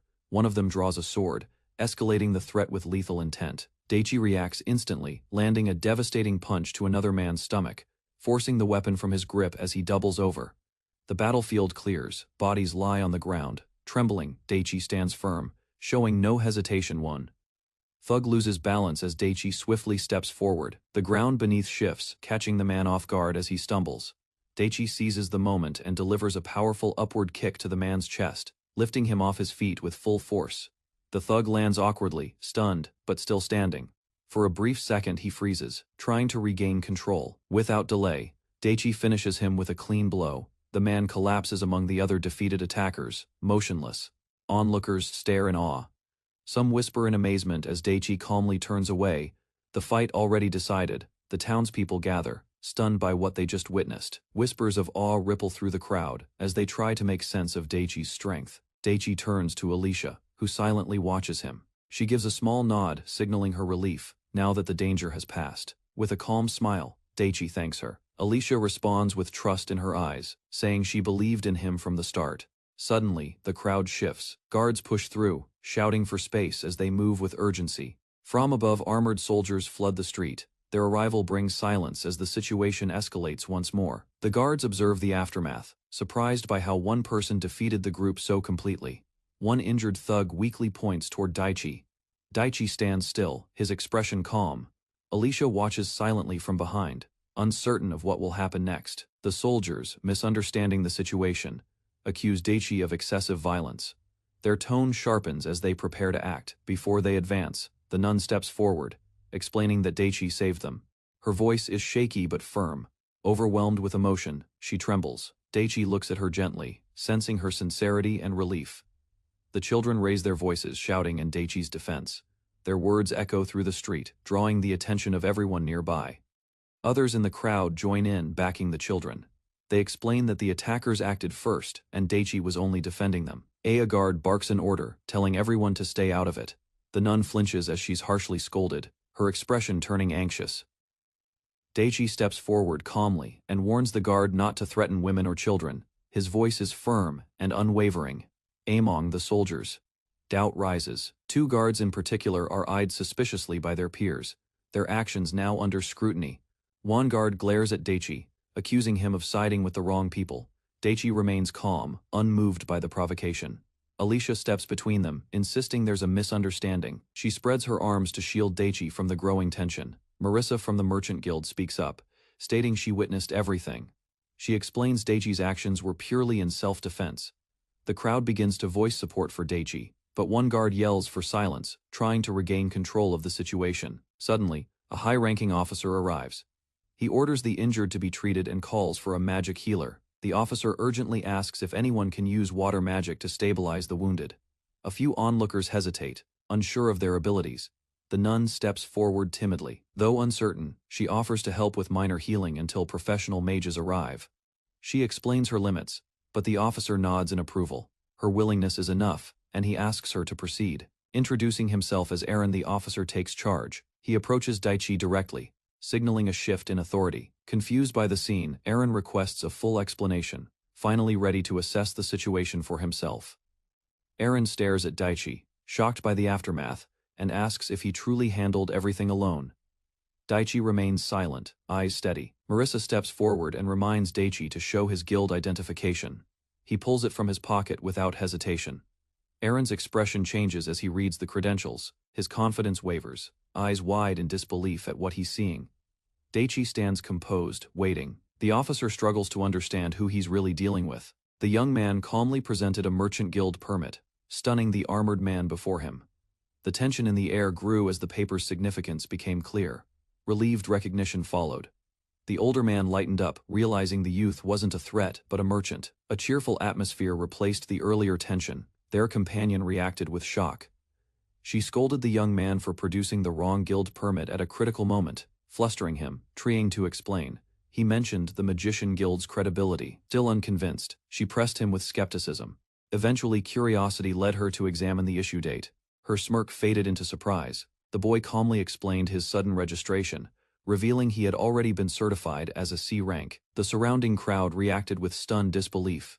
As murmurs spread among the gathered people, the armored man smiled slightly, amused by the unexpected revelation. He laughed boldly, declaring that deceiving a C-rank magician would indeed be unwise, showing respect toward the young man's unexpected status. Turning serious, the man warned the defeated thugs to be grateful, they were still alive. His tone firm and commanding. A soldier intervened, clarifying that the armored man had not acted out of aggression, but in justified defense. The armored man spoke firmly, distinguishing the young man from others. He acknowledged the situation wasn't a mere dispute. He pointed out how the adventurers had tried to overpower others, relying on strength and reputation alone, justifying his counterattack. Assessing both sides, he noted the aggressors clearly had the upper hand in numbers and confidence, expecting an easy victory watching from the side. The boy admired the man's fairness. It was rare to see someone with integrity among the guards. Later, surrounded by allies, he reflected that their actions may have seemed excessive, but under the circumstances, they were justified. The armored man requested the group accompany him to the station for further questioning. The young merchant agreed, showing no resistance. Worried, one companion whispered that things might turn bad at the station. Her dramatic reaction added tension. Suddenly, she announced that the boy had backing from both a powerful merchant guild president and a noble family. His startled expression said it all. The others were shocked. They hadn't realized such strong figures supported him. The boy advised caution when mentioning such affiliations. The armored man considered this seriously, asking what the consequences would be if such power were mishandled. The young man deflected attention by gesturing toward the unconscious troublemakers, hinting they might have useful answers. The armored man remarked on the boy's boldness. Calmly, the boy replied that, as long as one handled things correctly, there'd be no issue. To reinforce his position, the boy revealed a formal introduction letter bearing a seal, a reference from a powerful noble. He asked that, if they ever met again, they pass along his apologies for any trouble caused by his actions. The armored man, now smiling awkwardly, wondered just who this mysterious young merchant really was. The boy clarified that presenting the document wasn't meant as an excuse, but as a necessary formality. He explained his busy schedule, which included delivering goods and visiting several institutions before heading to the station. The armored man agreed to the terms. He assured the boy that the detained adventurers would be held until the investigation ended. The boy made one more request to delay any questioning of the orphanage and church staff until his side was resolved. Respecting the plea, the armored man nodded. Their cooperation had earned trust, and arrangements began swiftly. Although the situation was momentarily resolved, concerns remained about the thugs' deeper ties to the guards and criminal networks. Upon visiting the orphanage, the boy noticed a need to investigate further, sensing unresolved issues beneath the surface. Suddenly, a large tray of food tumbled forward, catching everyone's attention, a feast too large for one person. With a bright smile, he held up a rice ball and invited the children to help him finish the meal. Cheers erupted from the kids, thrilled by the unexpected invitation and excited to dig in alongside their generous guest. Laughter and joy filled the air as the children enjoyed their meal. The young merchant stood at the center, happily sharing food with them. Later, he was shown a recommended property, a stone-built structure tucked among sturdier buildings in the area. Impressed by its solid construction, he listened as his companion explained the previous owner was known for being rather eccentric. Reassured that the building was reliable, he asked about someone missing from the group. Learning they had left for another errand, looking over the detailed floor plan, he quietly evaluated the space. Despite some oddities, the house seemed like a perfect fit. Curious about the home's short occupancy, the boy asked what became of the previous owner. The realtor quickly retrieved the records. They revealed he was a noble's fifth son, now a university researcher and professor in the capital's academic circles. Impressed, the boy noted the solid craftsmanship of the house, built with top-grade materials by skilled hands. Nearby he observed a well-built structure next door, and his companion confirmed it was just as sturdy. She added that the neighbor was a top-ranked magic tool craftsman. The boy found that surprisingly intriguing. As they walked between buildings, the boy expressed a strong interest in magical tools, piquing the realtor's curiosity. He reflected on his unique skill to summon modern goods, realizing a partnership with a local magic tool craftsman could unlock vast potential. She reminded him that Arigia also aspired to become a magic tool artisan, a detail he'd nearly forgotten but planned to revisit.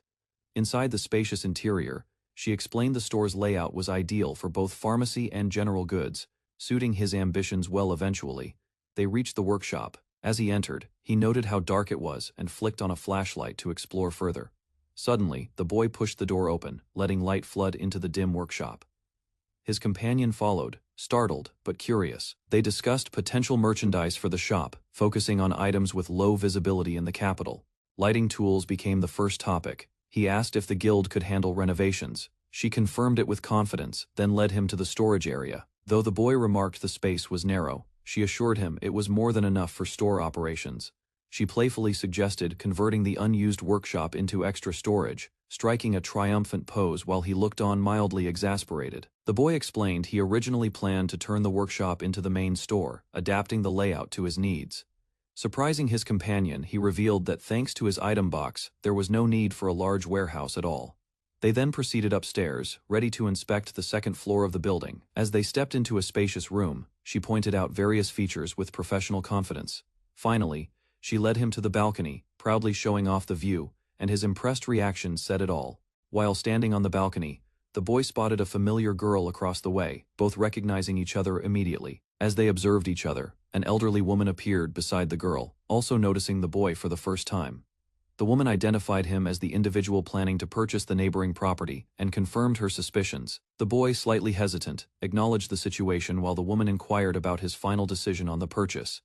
He confirmed the transaction and informed them of upcoming renovations, politely signaling the start of their new relationship as neighbors.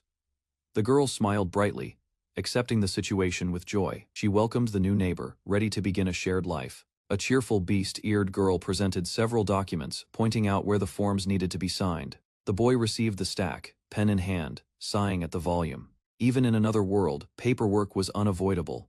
After confirming his signatures, the girl neatly aligned the papers. She confirmed his eligibility to visit the orphanage and church next. However, she suggested visiting the guard's office first. She offered to accompany him, ensuring all steps were handled properly. Though hesitant, the boy accepted. He acknowledged her efforts, but she insisted firmly he wasn't going alone. The girl tried to justify her presence during the earlier incident, insisting she played a role in verifying the boy's identity. Suddenly overwhelmed, she became dizzy, suspecting a deeper motive behind only the boy being summoned for questioning. The boy accepted her explanation and agreed to let her accompany him again, but added one condition. He wanted permission from the guild before heading to the guards, ensuring the guild tracked their movements for safety. She agreed, but quickly changed direction, insisting they prioritize visiting the orphanage and church instead. Rather than rushing to the guard station, they agreed the church visit should come first. The boy assured her it wouldn't be a problem. As they exited, an older woman in sunglasses appeared unexpectedly and called out to the boy. With a smirk, the woman invited both of them to join her for tea, clearly in no hurry. The boy, confused but compliant, followed. The girl urged him to go along with the sudden detour, claiming it was all part of the plan. While walking, she whispered that the woman was Cecilia Heartland, arguably the most influential person in town. The older woman walked ahead with confidence, revealing herself to be one of the nation's top alchemists and a skilled magic tool artisan. The boy was stunned. The friendly shopkeeper next door turned out to be someone far more important than expected. Grateful for the guidance, he accepted her offer and followed her to a new destination, trailed by his feline companion. Soon, they arrived at a cozy tea room where a cheerful girl named Alicia warmly welcomed him by name. The elder watched silently, amused, deciding not to interfere in the affairs of the younger pair. At the tea table, the conversation shifted to housing.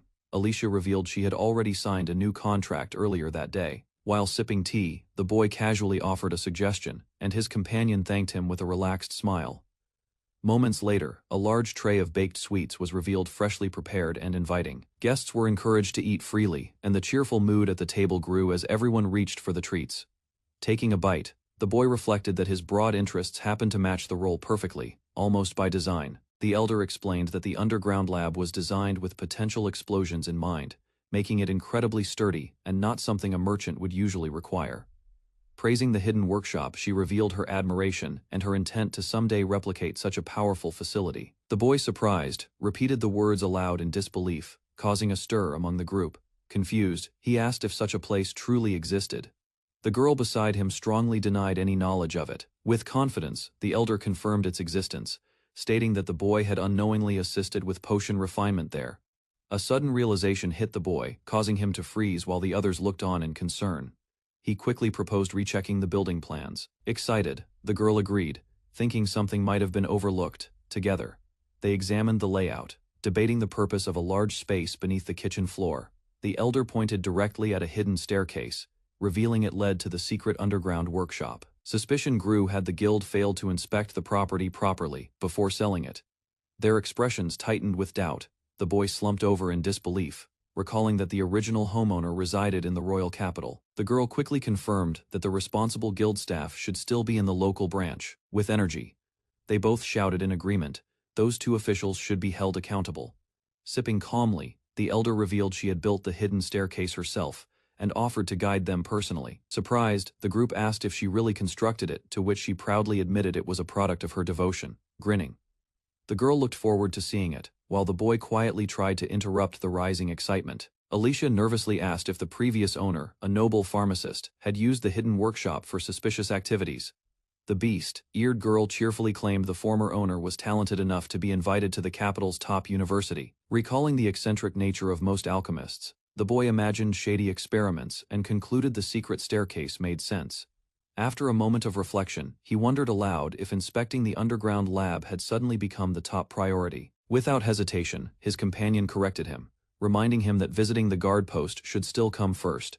Alicia offered to accompany the group to the guard station, but the others politely declined, creating an awkward moment. The beast-eared girl suggested it was time to return to the guild and summon the responsible officials. While sipping tea, the boy confirmed he'd stay behind.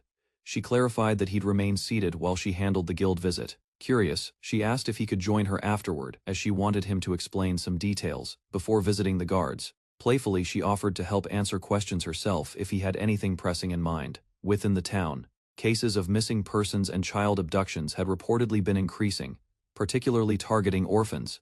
The boy raised the issue, prompting the elder to ask what he planned to do with such troubling information. In response, he mentioned hearing about another disturbance involving adventurers, causing a scene near the market. Rumors suggested some adventurers were involved in illegal dealings, hiding children among crowds to smuggle them out, unnoticed. He speculated further if the adventurers were tied to the abductions, they might also be trafficking the kidnapped children. Rather than seeking justice, the elder wondered aloud if curiosity or personal reasons were driving the boy's concern. From the cat's perspective, the motive wasn't admirable, it was simply convenient and self-serving. Smiling, arms raised, he clarified that his goal was to make this town easier for both of them to live in. Unexpectedly, that honest reasoning earned quiet approval. Pragmatism, not idealism, felt more reliable. With a slight nod, the elder offered full cooperation, admitting that he too was acting on personal convenience. Alicia expressed her desire to make the town a better place, hoping it could become more livable for everyone staying there. The elder, seeing an opportunity, encouraged her to take advantage of the current situation while subtly hinting at a deeper motive. Shrugging off hesitation, the boy admitted he didn't mind that kind of thinking and asked to be taught more. As plans formed, the girl prepared to leave for the guild, only to be told that a courier could go instead. Before leaving, she reminded everyone that what was discussed must remain secret and not be shared elsewhere. A firm response left no doubt he agreed with the elder's conclusion and was ready to act. Over the past year, incidents involving abductions and missing children had sharply increased, especially among orphans. Additional reports revealed even children from regular families, and some adults had also vanished during that same period. The timing matched exactly with a rise in drifter adventurers entering the area, raising suspicions. Feet shifted under the table as someone quietly asked if this was the real issue behind everything, hinting at a deeper agenda. Speculation arose that most wandering adventurers might actually be connected to the Tarnate Kingdom. Confirmation followed without hesitation. Suspicion deepened. Military units from Tarnate were likely backing these adventurers from the shadows. When asked where such intel came from, the elder casually attributed it to reports from the Night Order. Doubt spread fast. Questions emerged about how knights had access to such sensitive foreign information. A past incident, involving pirates and the Night Order's secret intervention, was brought up as justification, tying recent movements to deeper investigations. A cloaked figure met with the old man, exchanging information for a dose of white powder the man had secretly manufactured. It was a risky transaction, but one done before. Suspicion grew when it was revealed the buyer wasn't ordinary. It was a commander from the Knight's Order, suggesting something deeper at play. Though the drug was banned, officials of that rank could obtain it with little resistance, making their involvement harder to expose. 5 men who took the drug were reduced to empty shells, completely broken after just one night. Processing the truth, the boy sat stunned, realizing the implications were far greater than he imagined. Disappearances had increased drastically within a year. Orphans were most affected, but even ordinary citizens were vanishing. Records showed a clear rise in such cases. Timing of these incidents matched when adventurers from the Tarnate Kingdom began arriving. Connections between them and the missing people grew stronger. Peace in the town was a lie. Everything pointed to a hidden turmoil threatening its core. Responsibility shifted toward those enabling the knights. Dangerous substances were being supplied, and action had to be taken. One mystery was solved. A small sense of relief followed. A concern lingered as he wondered if the house he'd bought was tied to the string of disappearances. Another voice joined in, admitting to similar worries, linking the disappearances to the absence of a shady pharmacist. Coincidence deepened. Timing matched when a neighboring house became vacant, and the incident surged. Tension filled the air as doubt crept in, prompting a forced smile to dismiss the ominous speculation. Suddenly, someone peeked through the curtain and revealed that visitors from the trade guild had just arrived. News of the official's arrival startled the group. Shock intensified upon learning he bore full responsibility for previous incidents. With newfound resolve, the group turned their attention to justice.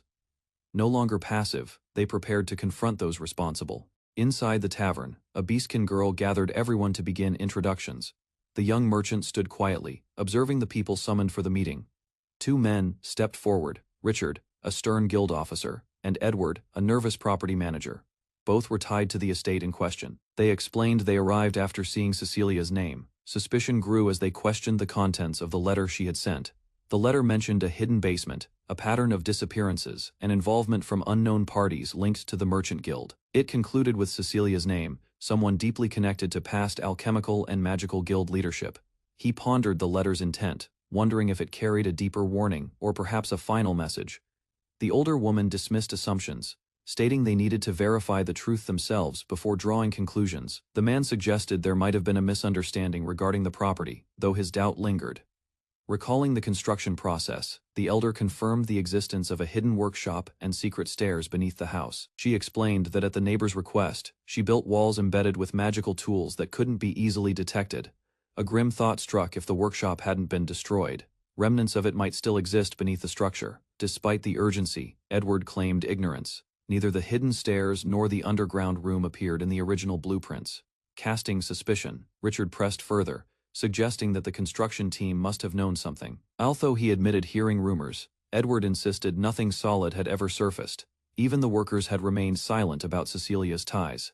Convinced they needed proof, the group agreed to stop speculating and conduct a proper investigation at the site itself. The group entered the house and followed the elder toward the workshop located on the first floor. At the end of the hallway, she stopped and pointed at a specific spot on the wooden floor.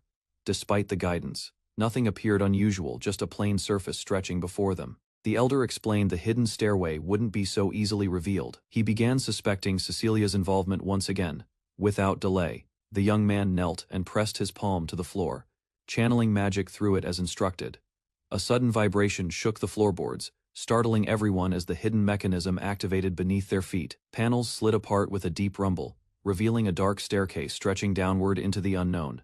No one had expected such a response. Just a touch of magic had triggered the concealed passage to emerge. The group stared in awe, some shocked, others thrilled, while the elder confidently stepped forward, urging them to follow. Before descending, the boy called out, asking them to wait. Caution was necessary until they knew what awaited below. Amazed by his caution, the elder teased him, calling him kind for worrying about everyone's safety in a stranger's home. Taking the lead, the boy instructed the others to follow carefully as he descended the hidden stairs. Down in the underground space, they began exploring the passage lit by flickering lantern light and silent anticipation.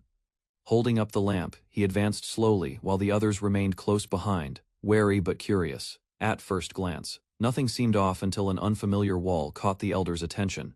Something she didn't recognize being there before. They stopped in front of an unfamiliar wall. The elder denied building it, stirring confusion among the group. She clarified that her work involved only magical enhancements, not constructing barriers. The wall wasn't part of her original design. Outraged, the boy realized the added magic not only masked the wall but also silenced movement and sent classic concealment tactics. The girl burst out, furious that the elder had accepted such shady work without question. Shocked by the implications, pressing her hands to the surface, she focused. The elder asked her to identify the enchantment hidden within the wall. As she examined the wall, the girl noticed something odd. The craftsmanship felt sloppy and unrefined compared to her grandmother's work. The elder confirmed her suspicion, criticizing the poor execution of the magic and lamenting the wasted potential behind the technique. When asked what she would have done differently, the girl explained the ideal sequence: defensive layers, odor masking, and reinforcement spells. Realizing her earlier outburst was harsh, she offered a quiet apology, cheeks flushed with embarrassment. Looking back, the elder confirmed the wall hadn't existed during her last visit, strengthening the mystery around its sudden appearance. The elder pointed beyond the wall, recalling that a magically enhanced section should exist just behind it. Thinking aloud, the boy deduced that the visible structure might only be a reinforced cover, hiding the original wall a few meters further. With growing realization, he envisioned the space layout. It had to be a secret room hidden between walls. His conclusion drew knowing expressions from the group, their sarcastic stares confirming the obvious. Yes, it was clearly a hidden chamber. Upon touch, the poorly built wall cracked slightly, drawing criticism for its careless construction and weak craftsmanship. The wall rumbled as bricks shifted away, slowly revealing a shadowed corridor concealed behind the false structure. Everyone leaned in, eyes wide with disbelief, as the hidden space finally came into view. Inside lay rows of prison-like cells. An empty food bowl and cold iron bars hinted at past confinement. Suspicion deepened. The boy muttered a thought aloud. Someone had clearly used this space for twisted experimentation. Staring through the bars, he asked what the others thought. The only answer was a nervous guess. Maybe a storage room. After a moment of hesitation, she corrected herself. The area wasn't a storage room. It was unmistakably a prison. Panic spread across the officials' faces. They had no explanation for why such a facility existed beneath the property. Peering through the bars, the elder remained silent. Inside, a rat scurried past a moldy dish, evidence of recent use. Judging by the remains, they estimated the food wasn't older than 2 weeks. Something had been happening here very recently. Realizing it was beyond their ability to handle, the group agreed it was time to call the guards. After observing the prison, the elder decided guards weren't enough. The situation now required the authority of the night order. Nearby, Edward trembled uncontrollably, overwhelmed by fear and confusion, as the consequences of the discovery sank in. Without hesitation, The elder struck him with her cane and ordered him to notify the knights immediately. Leaning in close, she clarified it wasn't just a message. He had to bring them back in person. Motivated by panic, Edward bolted away at full speed. The group watched, unsure if he'd actually returned. The beastkin girl casually guessed the worst, while the older man stood frozen, unable to deny the possibility. Turning sharply, the elder warned him if things went south, he'd bear the full weight of responsibility alone. As tempers flared, she scolded her granddaughter for lacking seriousness. The boy, meanwhile, noted the elder's dark sense of humor. Realizing the situation had spiraled, they agreed to leave the investigation to the Knight Order. There was nothing more they could do here. With tension behind them, the boy smiled and suggested they return upstairs for tea before diving deeper into the mystery. Inside a cozy room, the young merchant revealed a covered table to his curious companions. Their eyes followed his every movement. An elder, impressed by the merchant's preparedness, acknowledged the presence of a complete tea set stored in the magical item box. Without delay, the merchant unveiled a tray of vibrant modern pastries, each one unfamiliar to this world. The guests stared in amazement. They leaned forward, drawn to the soft textures and sweet scent. One pointed at the fluffy white cream with fascination. A noblewoman observed with interest, noting the rarity of these desserts. Few in the kingdom had ever tasted such treats. Encouraged by the merchant, another guest hesitantly accepted the invitation to taste the unfamiliar dessert. She opened wide, unsure of what to expect. The first bite sent a shock through her senses. Her expression shifted from surprise to sheer delight, unable to hide the overwhelming flavor. Another girl followed, already familiar with the treat, yet still smiling brightly as she confirmed its deliciousness with a satisfied nod. The merchant watched their reactions with a relieved smile, clearly pleased by their enjoyment. An elder, flustered, recalled their 5 days of past rivalry, subtly masking his admiration behind stern words. The merchant questioned the elder's teasing, suggesting he was being treated like a soft-hearted fool smitten with cute girls. The elder smirked in agreement. Nearby, one girl silently observed, unsure how to react, her fork pausing midair as she listened. The merchant reflected seriously, realizing the impression he gave off. One girl clearly didn't match the imagined type. He quickly denied any favoritism, insisting his behavior wasn't motivated by affection, though his expression betrayed mild frustration. Another scene played out in his mind. Selling cakes in a crowded street would only end in chaos and trouble.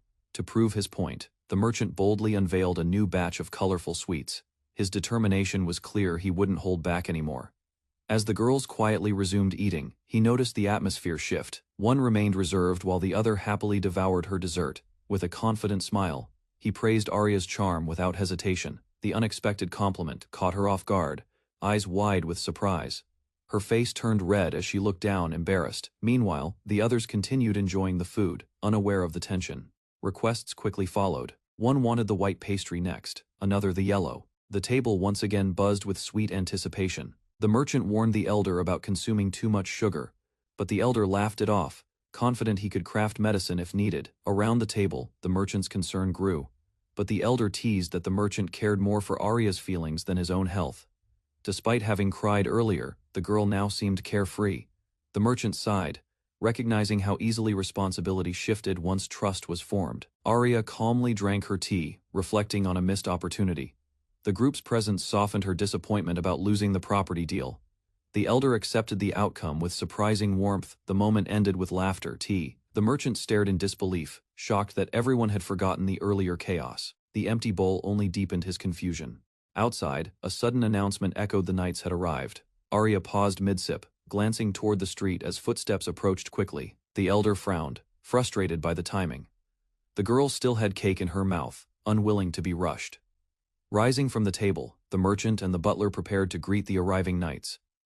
Their expressions turned serious together.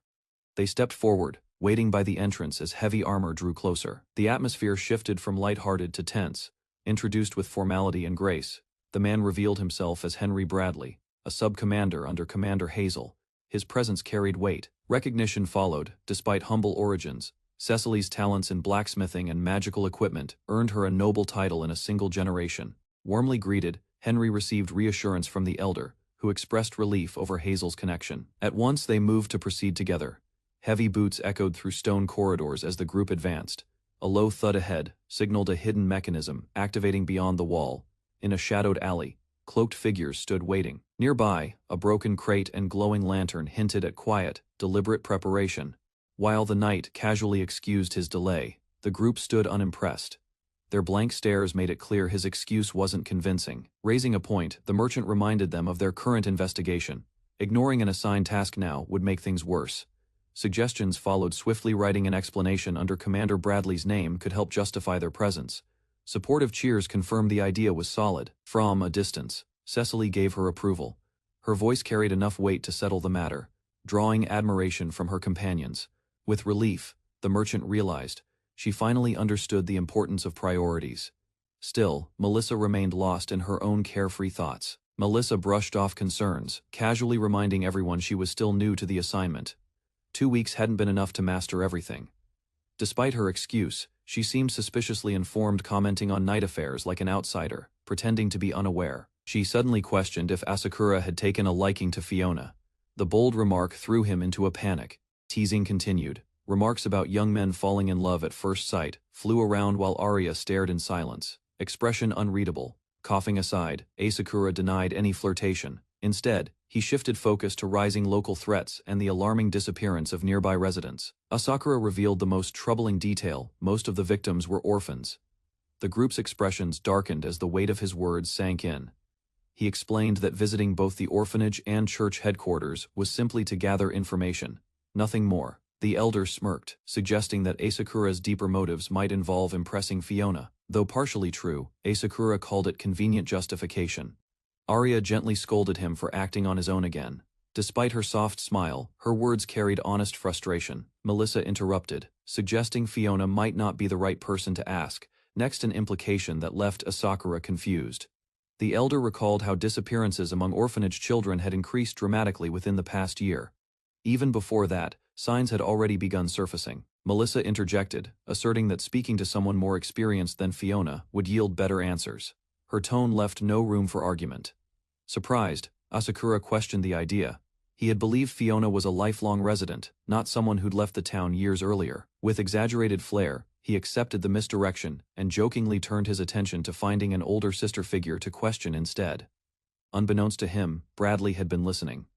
With a calm smile, he stepped in, claiming to have overheard the entire exchange. With the official request now written, Asakura felt confident.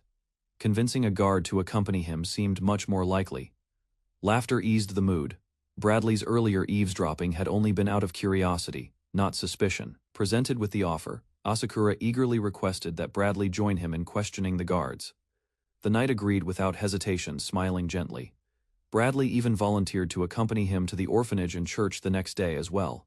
Caught off guard, Asakura accepted the offer. What was meant to be a simple escort had turned into something far beyond expectation. Teaming up with a charming knight wasn't exactly Asakura's idea of a reward. His over-top reaction painted the moment with comedic dread. Meanwhile, Bradley offered sincere thanks for their cooperation, keeping the atmosphere light and diplomatic. After some delay, he returned with important news. During the search, something previously believed to be missing had surfaced unexpectedly. Behind the storeroom on the first floor, a hidden door was discovered. It connected straight to a concealed underground passage. The 2 men assigned to patrol the area had missed the entrance entirely, an oversight that now raised serious concern. Bradley questioned Cecily about any suspicious behavior from nearby residents. She responded vaguely, promising to speak up if anything came to mind. Responsibility for the house was confirmed to belong to Asakura, though control would now temporarily shift under night supervision due to the investigation.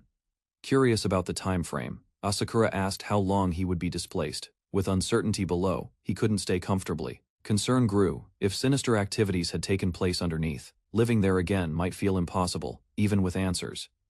Before panic settled in, another official promised swift relocation. A new property would be arranged, fully covered by the guild. Asakura asked if he could choose the inn himself, but the guild had already taken care of the arrangements on his behalf. Relieved, he realized the guild would ensure he stayed in the best place available. The elder confirmed it would be well suited. Though the official was hesitant, he reluctantly agreed to prepare the finest room as promised. In exchange, the elder requested dinner, once lodging was secured.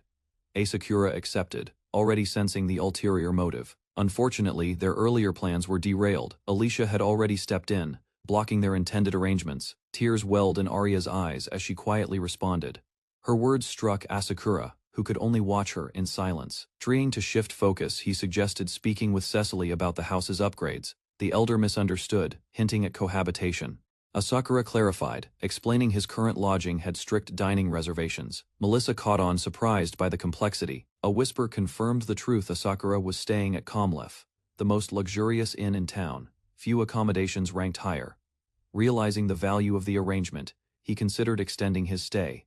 Melissa agreed, hinting it would be wise to remain. Edward bolted off at top speed after receiving urgent instructions to secure a private dinner reservation. His superior, visibly agitated, made it clear failure wasn't an option. With confidence, the merchant declared that all expenses for the current luxury stay would be covered by the guild, including previous costs.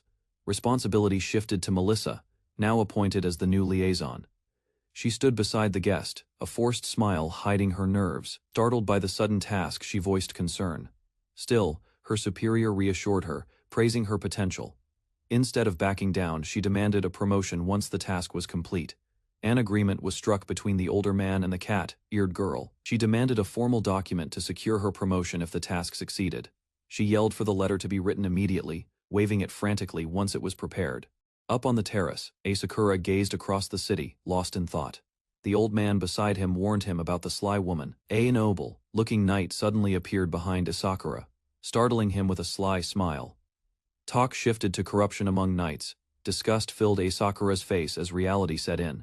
Excited and ready, the cat girl cheers loudly. Her enthusiasm spreads quickly as the girl beside her jumps in, eager to join. Instructions are given calmly, urging the group forward.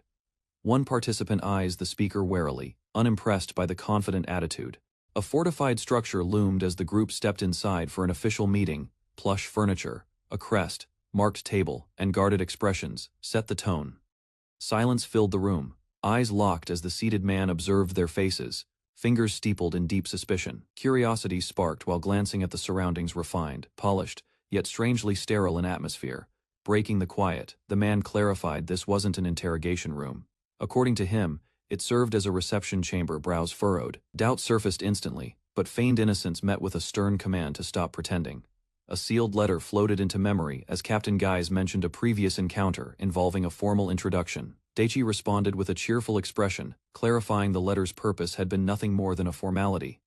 Two guards entered the discussion, reminding everyone they had once attempted to arrest Daichi without proper cause. Guise narrowed his eyes, explaining those men acted on impulse, without considering the consequences of their actions. Shifting blame, Guise insisted those guards weren't his subordinates. According to him, they had only coincidentally moved together that day. Shocked by the reasoning for his prior arrest, Daichi questioned the vague accusations thrown at him. His companions instantly voiced their protest.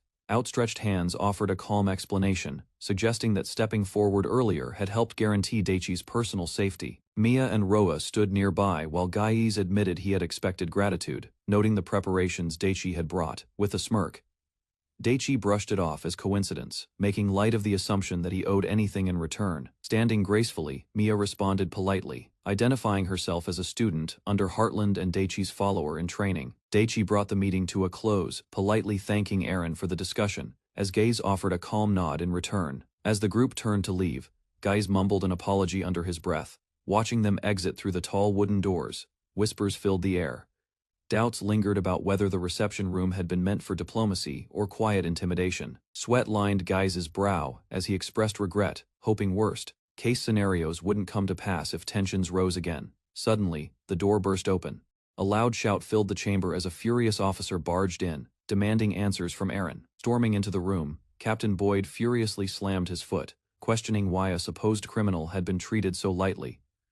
Without hesitation, he pointed at Daichi, accusing him of mocking the guards and promising to make him regret it. Boyd turned sharply toward another soldier, ready to lash out when his authority was indirectly challenged by a calm rebuttal. A sudden strike launched Boyd backward. Caught off guard, he crashed violently across the floor, stunned and silenced. Flailing on his back, he shouted threats about bringing Daichi to the Prime Minister. Everyone else sat stunned, unsure how to react. With composure, a soldier clarified that Daichi's group were not criminals, citing a report that cleared them of wrongdoing. Tension rose again as Guise pressed for answers, questioning the inconsistency in documentation, suspecting something had been bypassed. Boyd reflected briefly. then acknowledged the possibility that the patrol leader may have overstepped boundaries during the incident. Another voice interjected, accusing Boyd of hypocrisy of ignoring the actual criminal and failing to care for the wounded. A sharp glare followed. Boyd questioned if leniency toward a suspect who later reappeared wouldn't look suspicious to others. Tension returned when one official asked how Boyd wished to proceed. Suggestions to detain someone escalated the pressure. Guys remained calm, stating that permission for this room had been granted by the commander. Any interrogation could happen right there. Reluctantly, Boyd accepted the explanation, unable to contest the authority backing Gaze's claim. Watching silently, Daichi began piecing things together. Patterns and motives slowly surfaced as the room's dynamics shifted. Whispers confirmed a hidden truth. Boyd wasn't malicious, just incompetent. Others had simply exploited that weakness to their advantage. Boyd's subordinates began sweating as they realized the situation had grown beyond what they had expected or planned for. On the side, Daichi watched calmly, intrigued by the way the exchange was unfolding before him. With a pointed gesture, Gaze challenged Boyd to explain the exact charges that justified the attempted arrest. Boyd stumbled. The room's attention shifted to him as others pressed to hear the details behind his accusation. He finally cited a prior report, claiming Daichi used violence against defenseless adventurers during a dispute on the street. Boyd doubled down, citing testimony from Stone and Lever as confirmation that the report's claims were valid. Gaze calmly countered, noting Boyd's lack of judgment and stating that he himself had handled the investigation directly. With confidence, Gaze produced a new report, his own, documenting the incident with clearer, first-hand detail. He identified Daichi as the victim, with Arya and Melissa listed as eyewitnesses who had corroborated everything in that very room. Boyd's expression froze. Shock took over as the word victim echoed in his mind, unraveling his earlier accusations. Gaze confirmed that Daichi was the victim, while the true aggressors were 5 adventurers now under scrutiny. Details from the official report clarified that the incident occurred on the open market street, involving registered guild members. Further testimony revealed the adventurers had harassed both an orphanage, Runstall, and its attendant, escalating to criminal threats. Multiple bystanders also filed complaints, adding to the long list of offenses committed by the accused group that day. In the end, it was Daichi's defensive actions during his shopping that had halted the situation before it worsened. Conflicted, Boyd struggled to accept that Daichi's retaliation had overpowered 5 trained adventurers during the incident. Gaze corrected him, stating that it wasn't accidental. All 5 had initiated the violence, backed by eyewitnesses. Boyd slammed his fist down, insisting the accused were B and C rank adventurers, 2 of whom were mages. In response, Daichi casually revealed his own magical tool, implying he had abilities of his own, despite appearances. Even after learning Daichi was a mage, Boyd couldn't accept the outcome, frustrated that it still made logical sense. Melissa raised her hand to speak, receiving a calm gesture from Gaze allowing her to continue. Without hesitation, she declared that Daichi's magic capability likely ranked at a level, shocking everyone in the room. When challenged, she mentioned the guild's rank examiner, known as one of the town's most reliable magic testers. With confidence, she revealed that Daichi had completely overpowered that examiner during the test. Daichi confirmed it himself, explaining that he was registered that very day after defeating Ariane, the respected examiner. Daichi raised his hand gently toward Arya, cautioning her to stay calm as she vividly imagined an escalating brawl. Silence gripped the room. Boyd, overwhelmed, tried to maintain composure, but sweat betrayed his growing uncertainty. Gaze calmly placed a thick stack of testimonies on the table, revealing they had ample witness support.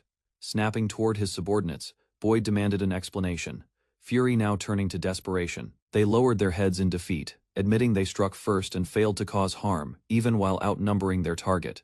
Lever admitted they had trusted the wounded adventurer's claim too easily, despite more compelling testimonies still remaining. Gaze pointed out they rushed in without confirming the situation, siding immediately with the adventurers over verifying facts.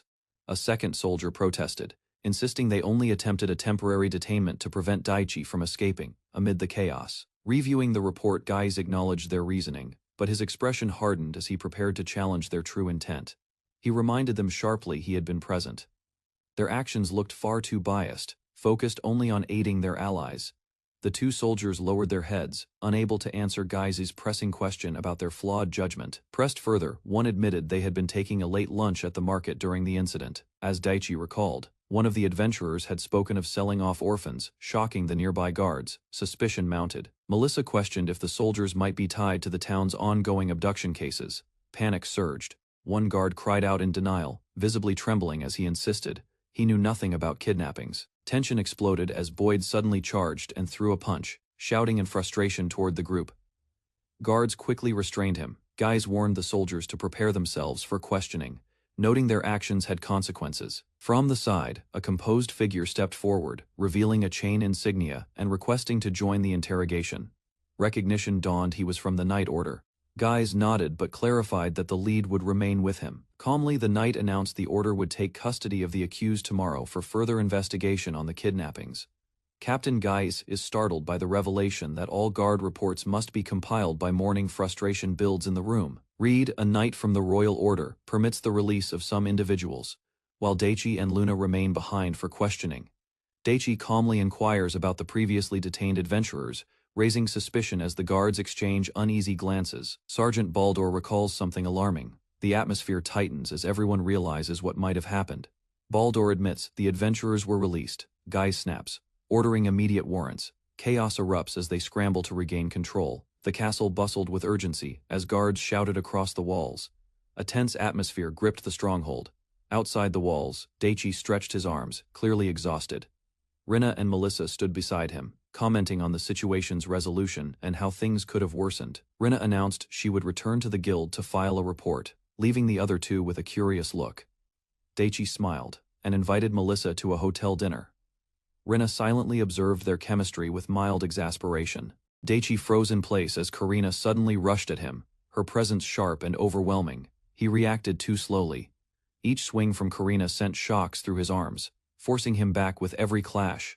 A spinning kick landed squarely on his side, knocking him into the base of a wooden training post. Karina didn't pause, sitting defeated. Daichi listened as Karina casually pointed out his lack of sword talent, contrasting it with his unique skill set. Frustrated, Daichi slammed the ground. Determined not to be underestimated, he vowed to one day surpass Karina's expectations. Daichi attempted to teach a move, demonstrating it on a stunned volunteer while Karina watched with suspicion. Another teammate tried calming the subject, but Daichi's chaotic method failed to ease tension. Even the cat stared in disbelief. The next day, Daichi challenged Karina to a baseball-style accuracy match, declaring victory conditions with exaggerated confidence. Shouting their terms, both charged into the game. Daichi gloated early, convinced he had the upper hand. Karina calmly struck her target dead. Her win was decisive, leaving Daichi stunned and speechless, as stats confirmed her overwhelming skill. Daichi regretted not checking Karina's stats beforehand. Her precise throw left him defeated and flustered. The next day, he challenged her to a new competition shogi. Confident this would play to his strengths, he proudly presented the board. Explaining complex rules from his homeland, Daichi boasted about mastering strategic board games. Certain victory was assured. Both dressed in traditional attire, they faced off. Karina looked annoyed but accepted, unaware Daichi was hiding full confidence behind a smirk. Moments later, Karina declared victory. Daichi stared blankly at the board, speechless, realizing he had been defeated, yet again. Daichi sat stunned after his defeat in shogi, vowing to never lose again. Karina remained composed, already moving on. The next day, Daichi burst in with a new idea this time, a cooking contest. Fired up, he shouted the challenge with full enthusiasm. Confident in his knowledge of modern recipes, he swore victory through science-backed gourmet techniques. Karina, unimpressed, casually agreed. Daichi presented a sparkling seafood dish. The judges were instantly won over, praising its taste. His face lit up with hope. But Karina countered with a packed sandwich, bursting with flavor. One bite in, the judges were left speechless once more. Daichi watched in disbelief as the judges devoured Karina's sandwich, overwhelmed by its nostalgic flavor. Karina was declared the winner again.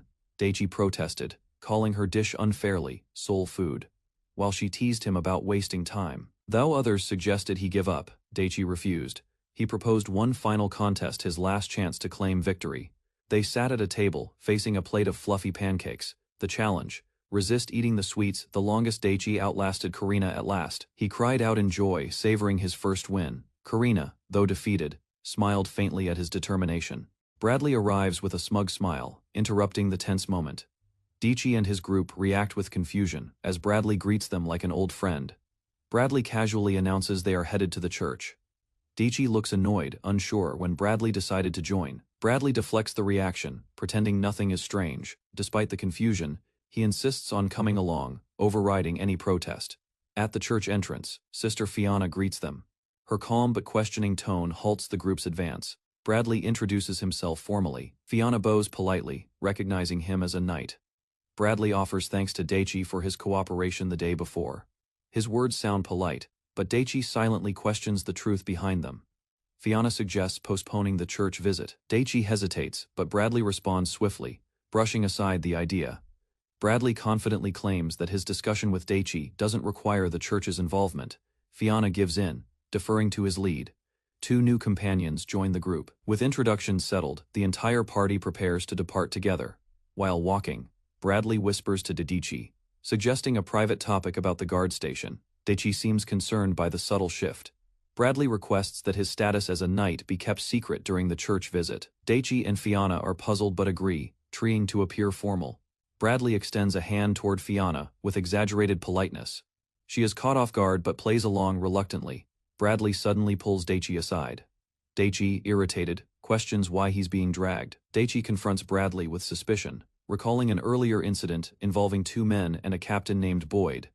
Bradley admits the connection between those men and the adventurers involved, revealing ties that Daichi didn't expect. By accepting bribes, corrupt guards ignored the behavior of adventurers and offered them unchecked freedom. The practice appeared routine and unremarkable. Daichi questioned whether only 2 men were involved, prompting Bradley to reveal that over 10 individuals, including a squad leader, were implicated. Although the arrest count was high, Bradley's emotionless expression made the outcome feel strangely hollow to Daichi. Instead of the guards, it was the freed adventurers who held the real information. Bradley stated he had focused his efforts on them. Rather than just agreeing, Daichi proposed that Bradley take pride in exposing such hidden corruption and show it more clearly. Bradley jokingly asks if Daichi is pleased by his rise in status. Without hesitation, Daichi firmly denies any joy. The scale of the enemy's influence becomes clearer, as Bradley explains how difficult it is to buy off so many guards without a powerful backer. He speculates further, suggesting that an external force like the Tarlnot Kingdom's military might be involved. Even if adventurers know more than guards, Bradley believes there is a deeper network. He suspects a connection to the trafficking of orphans. While Bradley discusses future cooperation, Daichi bluntly asks when he will get his house back. An innkeeper reminds Daichi that the guild is covering expenses, easing his burden. Still, he admits wanting his home and store back soon. Bradley praises the house's value and location, noting it meets unique conditions and can't be easily replaced. Suddenly, Bradley mentions hearing something from Aaron. Daichi reacts with suspicion, unsure what was discussed. According to the guard, Aaron has helped them multiple times. Daichi brushes off the praise but listens carefully. Bradley reveals Aaron is a top-tier mage even by national standards, and possesses exceptional magic abilities. Daichi scratches his head and clarifies that overpowering his opponent was a misunderstanding, not an intentional feat. He explains that Aaron witnessed him break iron pillars with ease and, without further testing, deemed him fit for a C-rank mage.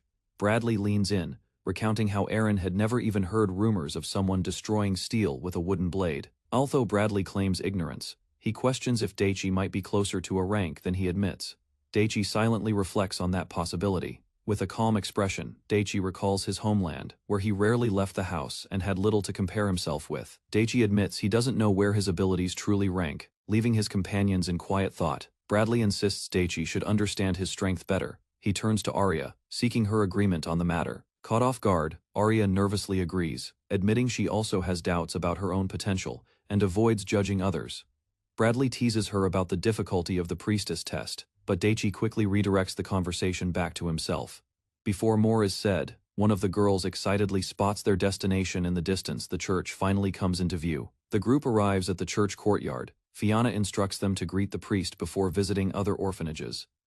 Daichi quietly comments on the building's size. Time passes, and Daichi appears exhausted. His face rests in his hand as he mutters about how mentally draining the formalities were. While eating, the group discusses the state of orphanages. Daichi expresses surprise at the harsh reality. The comparison between facilities is brought up. A narration explains that their city is backed by a powerful economic hub, receiving the second highest orphanage funding in the country. Despite the allocated funds, the children's clothes reveal poverty, standing out even when compared to ordinary townspeople.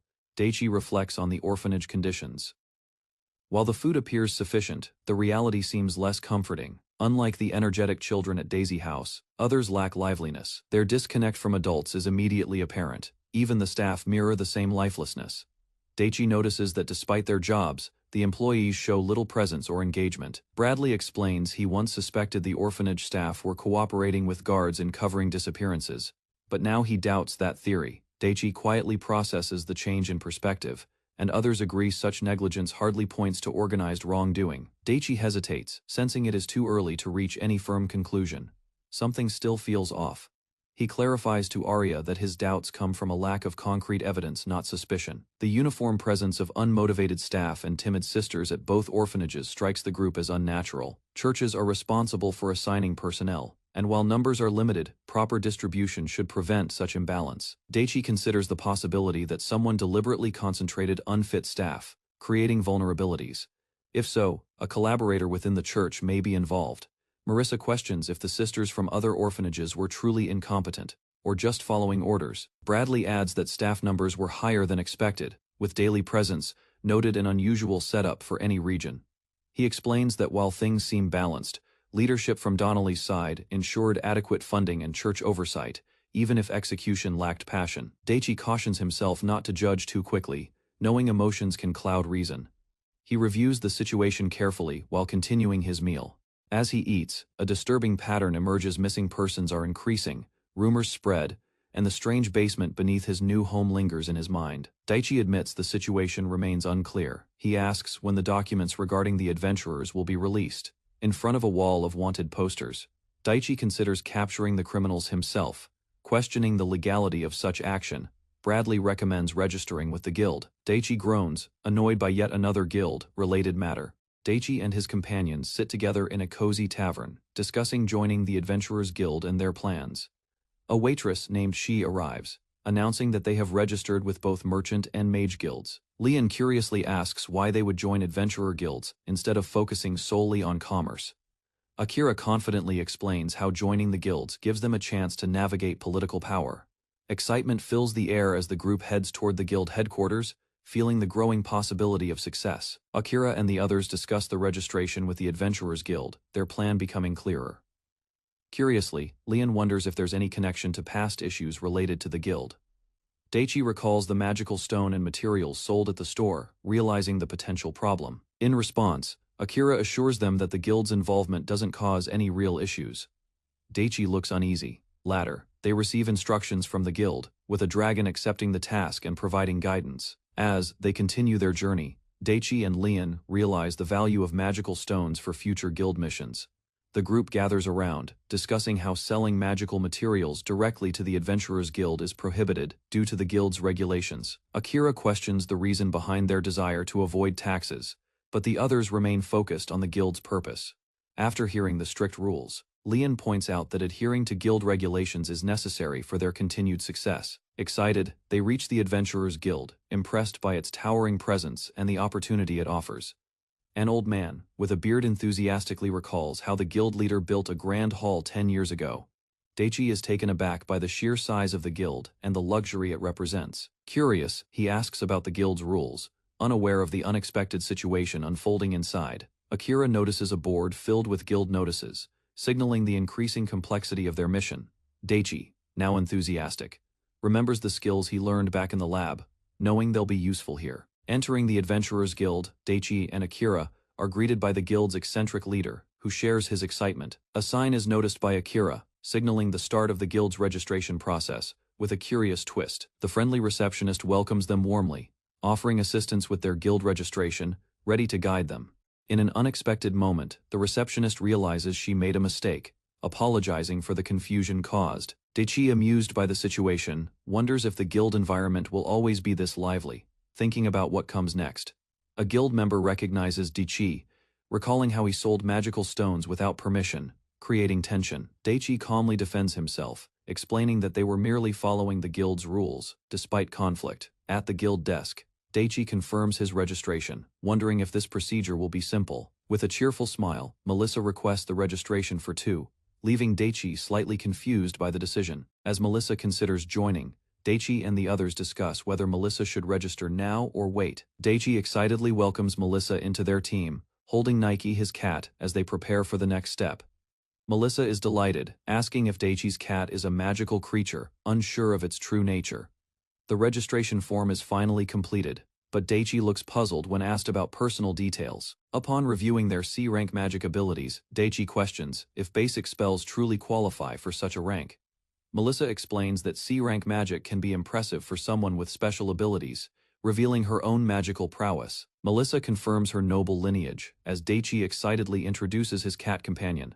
Daichi and Melissa are amazed by the prestigious title of Melissa's noble background, setting the tone. After some paperwork, Daichi questions the mistake in his registration, uncertain of the details. The receptionist hurries to fix the error, reassuring Daichi about the process for a successful registration. Melissa humorously points out that registering as a magician is rare, especially at C rank, implying their growing potential. Daichi and Melissa discuss the E-rank magician's registration requirements, aiming to improve their magical skills. Akira points out that even if one is an E-rank, joining the guild is a step toward success. Daichi is shown a pyramid ranking structure, illustrating how magicians are categorized by skill level in the guild. Wondering if there is a test for magicians, Daichi starts to feel the weight of the challenge ahead. Melissa laughs, mentioning her lack of concern for warrior tests, suggesting a more manageable route. Melissa cheerfully describes how she fought enemies in front lines while trying to perfect her skills. Embarrassed, Melissa admits that Daichi was the one who took care of the fighting duties. As Daichi finishes the registration form, Melissa starts to imagine more battles ahead for both of them. Daichi wonders if the guild will conduct mock battles to test their fighting skills like they did for others. Melissa dismisses Daichi's concerns, suggesting mock battles will offer much more than mere practice with opposing teams. A guild official impatiently asks where to go next, eager to discuss the registration process. The receptionist responds, explaining that they are heading to the training grounds for a test. Daichi wonders if Melissa can handle the test as they prepare for a combat trial. The receptionist hurriedly confirms that Daichi and Melissa are selected for rank tests and need to act fast. With a confident smile, Daichi responds to the official, asking for a more flexible approach during the trial. Daichi laughs, as he confidently tells Melissa to take things lightly, sensing the challenge ahead. They are surprised to learn Melissa is somewhat anxious about the upcoming combat trial, unsure of what to expect. They arrive at the training grounds, where Daichi is ready for the test, but Melissa hesitates a bit. In their conversation, Daichi muses that he might be overthinking things, wondering about the guild's real challenges. Just as they prepare, a group of men appears, hinting at the trials to come. Daichi grows curious about their intentions. Daichi stood confused as 3 challengers faced him. The test was meant to be 2-on-1, and he was the lone participant. Nike protested the unfair setup, but Rody silenced her with a shout, dismissing any objections. Daichi's opponents taunted him, asking if he had any battle experience, clearly underestimating him from the start. He replied calmly, recalling only minor combat during pirate arrests and scuffles with street thugs, nothing resembling real warfare. One opponent sneered, accusing him of watching from the sidelines. Daichi stayed composed, letting their assumptions reveal their own ignorance. Daichi calmly questioned why Rody grew so furious over a simple merchant mistake. Nike stood silently as he downplayed the issue, calling out the overreaction. Rody's anger swelled, but his men stepped in, trying to defuse the tension. One suggested using Daichi against monsters instead. Without hesitation, Daichi mentioned defeating several king apes and other creatures while practicing magic in the forest. The claim stunned those around him. Laughter erupted from the doubters, dismissing his story as ridiculous. They quickly moved to attack, no longer interested in words. Rather than panic, Daichi plucked a slender branch from a nearby tree and observed it, preparing for what came next. Daichi activated body enhancement and magic reinforcement, splitting the thick tree trunk in one clean strike, using only a branch. While Nike watched in awe, he casually revealed that he had used a real knife during his actual fights. Shock spread among the observers. Nearby onlookers clarified his background. Daichi was recognized by the Magic Guild and had connections to high-ranking members. The once boastful opponents froze, their confidence drained as tension took over. With one of them collapsed and the rest wordless, Daichi glanced around and calmly asked if the mock battle was still going to proceed. With Rody unconscious and twitching on the ground, Nike called off the mock battle. Daichi was now officially recognized as qualified.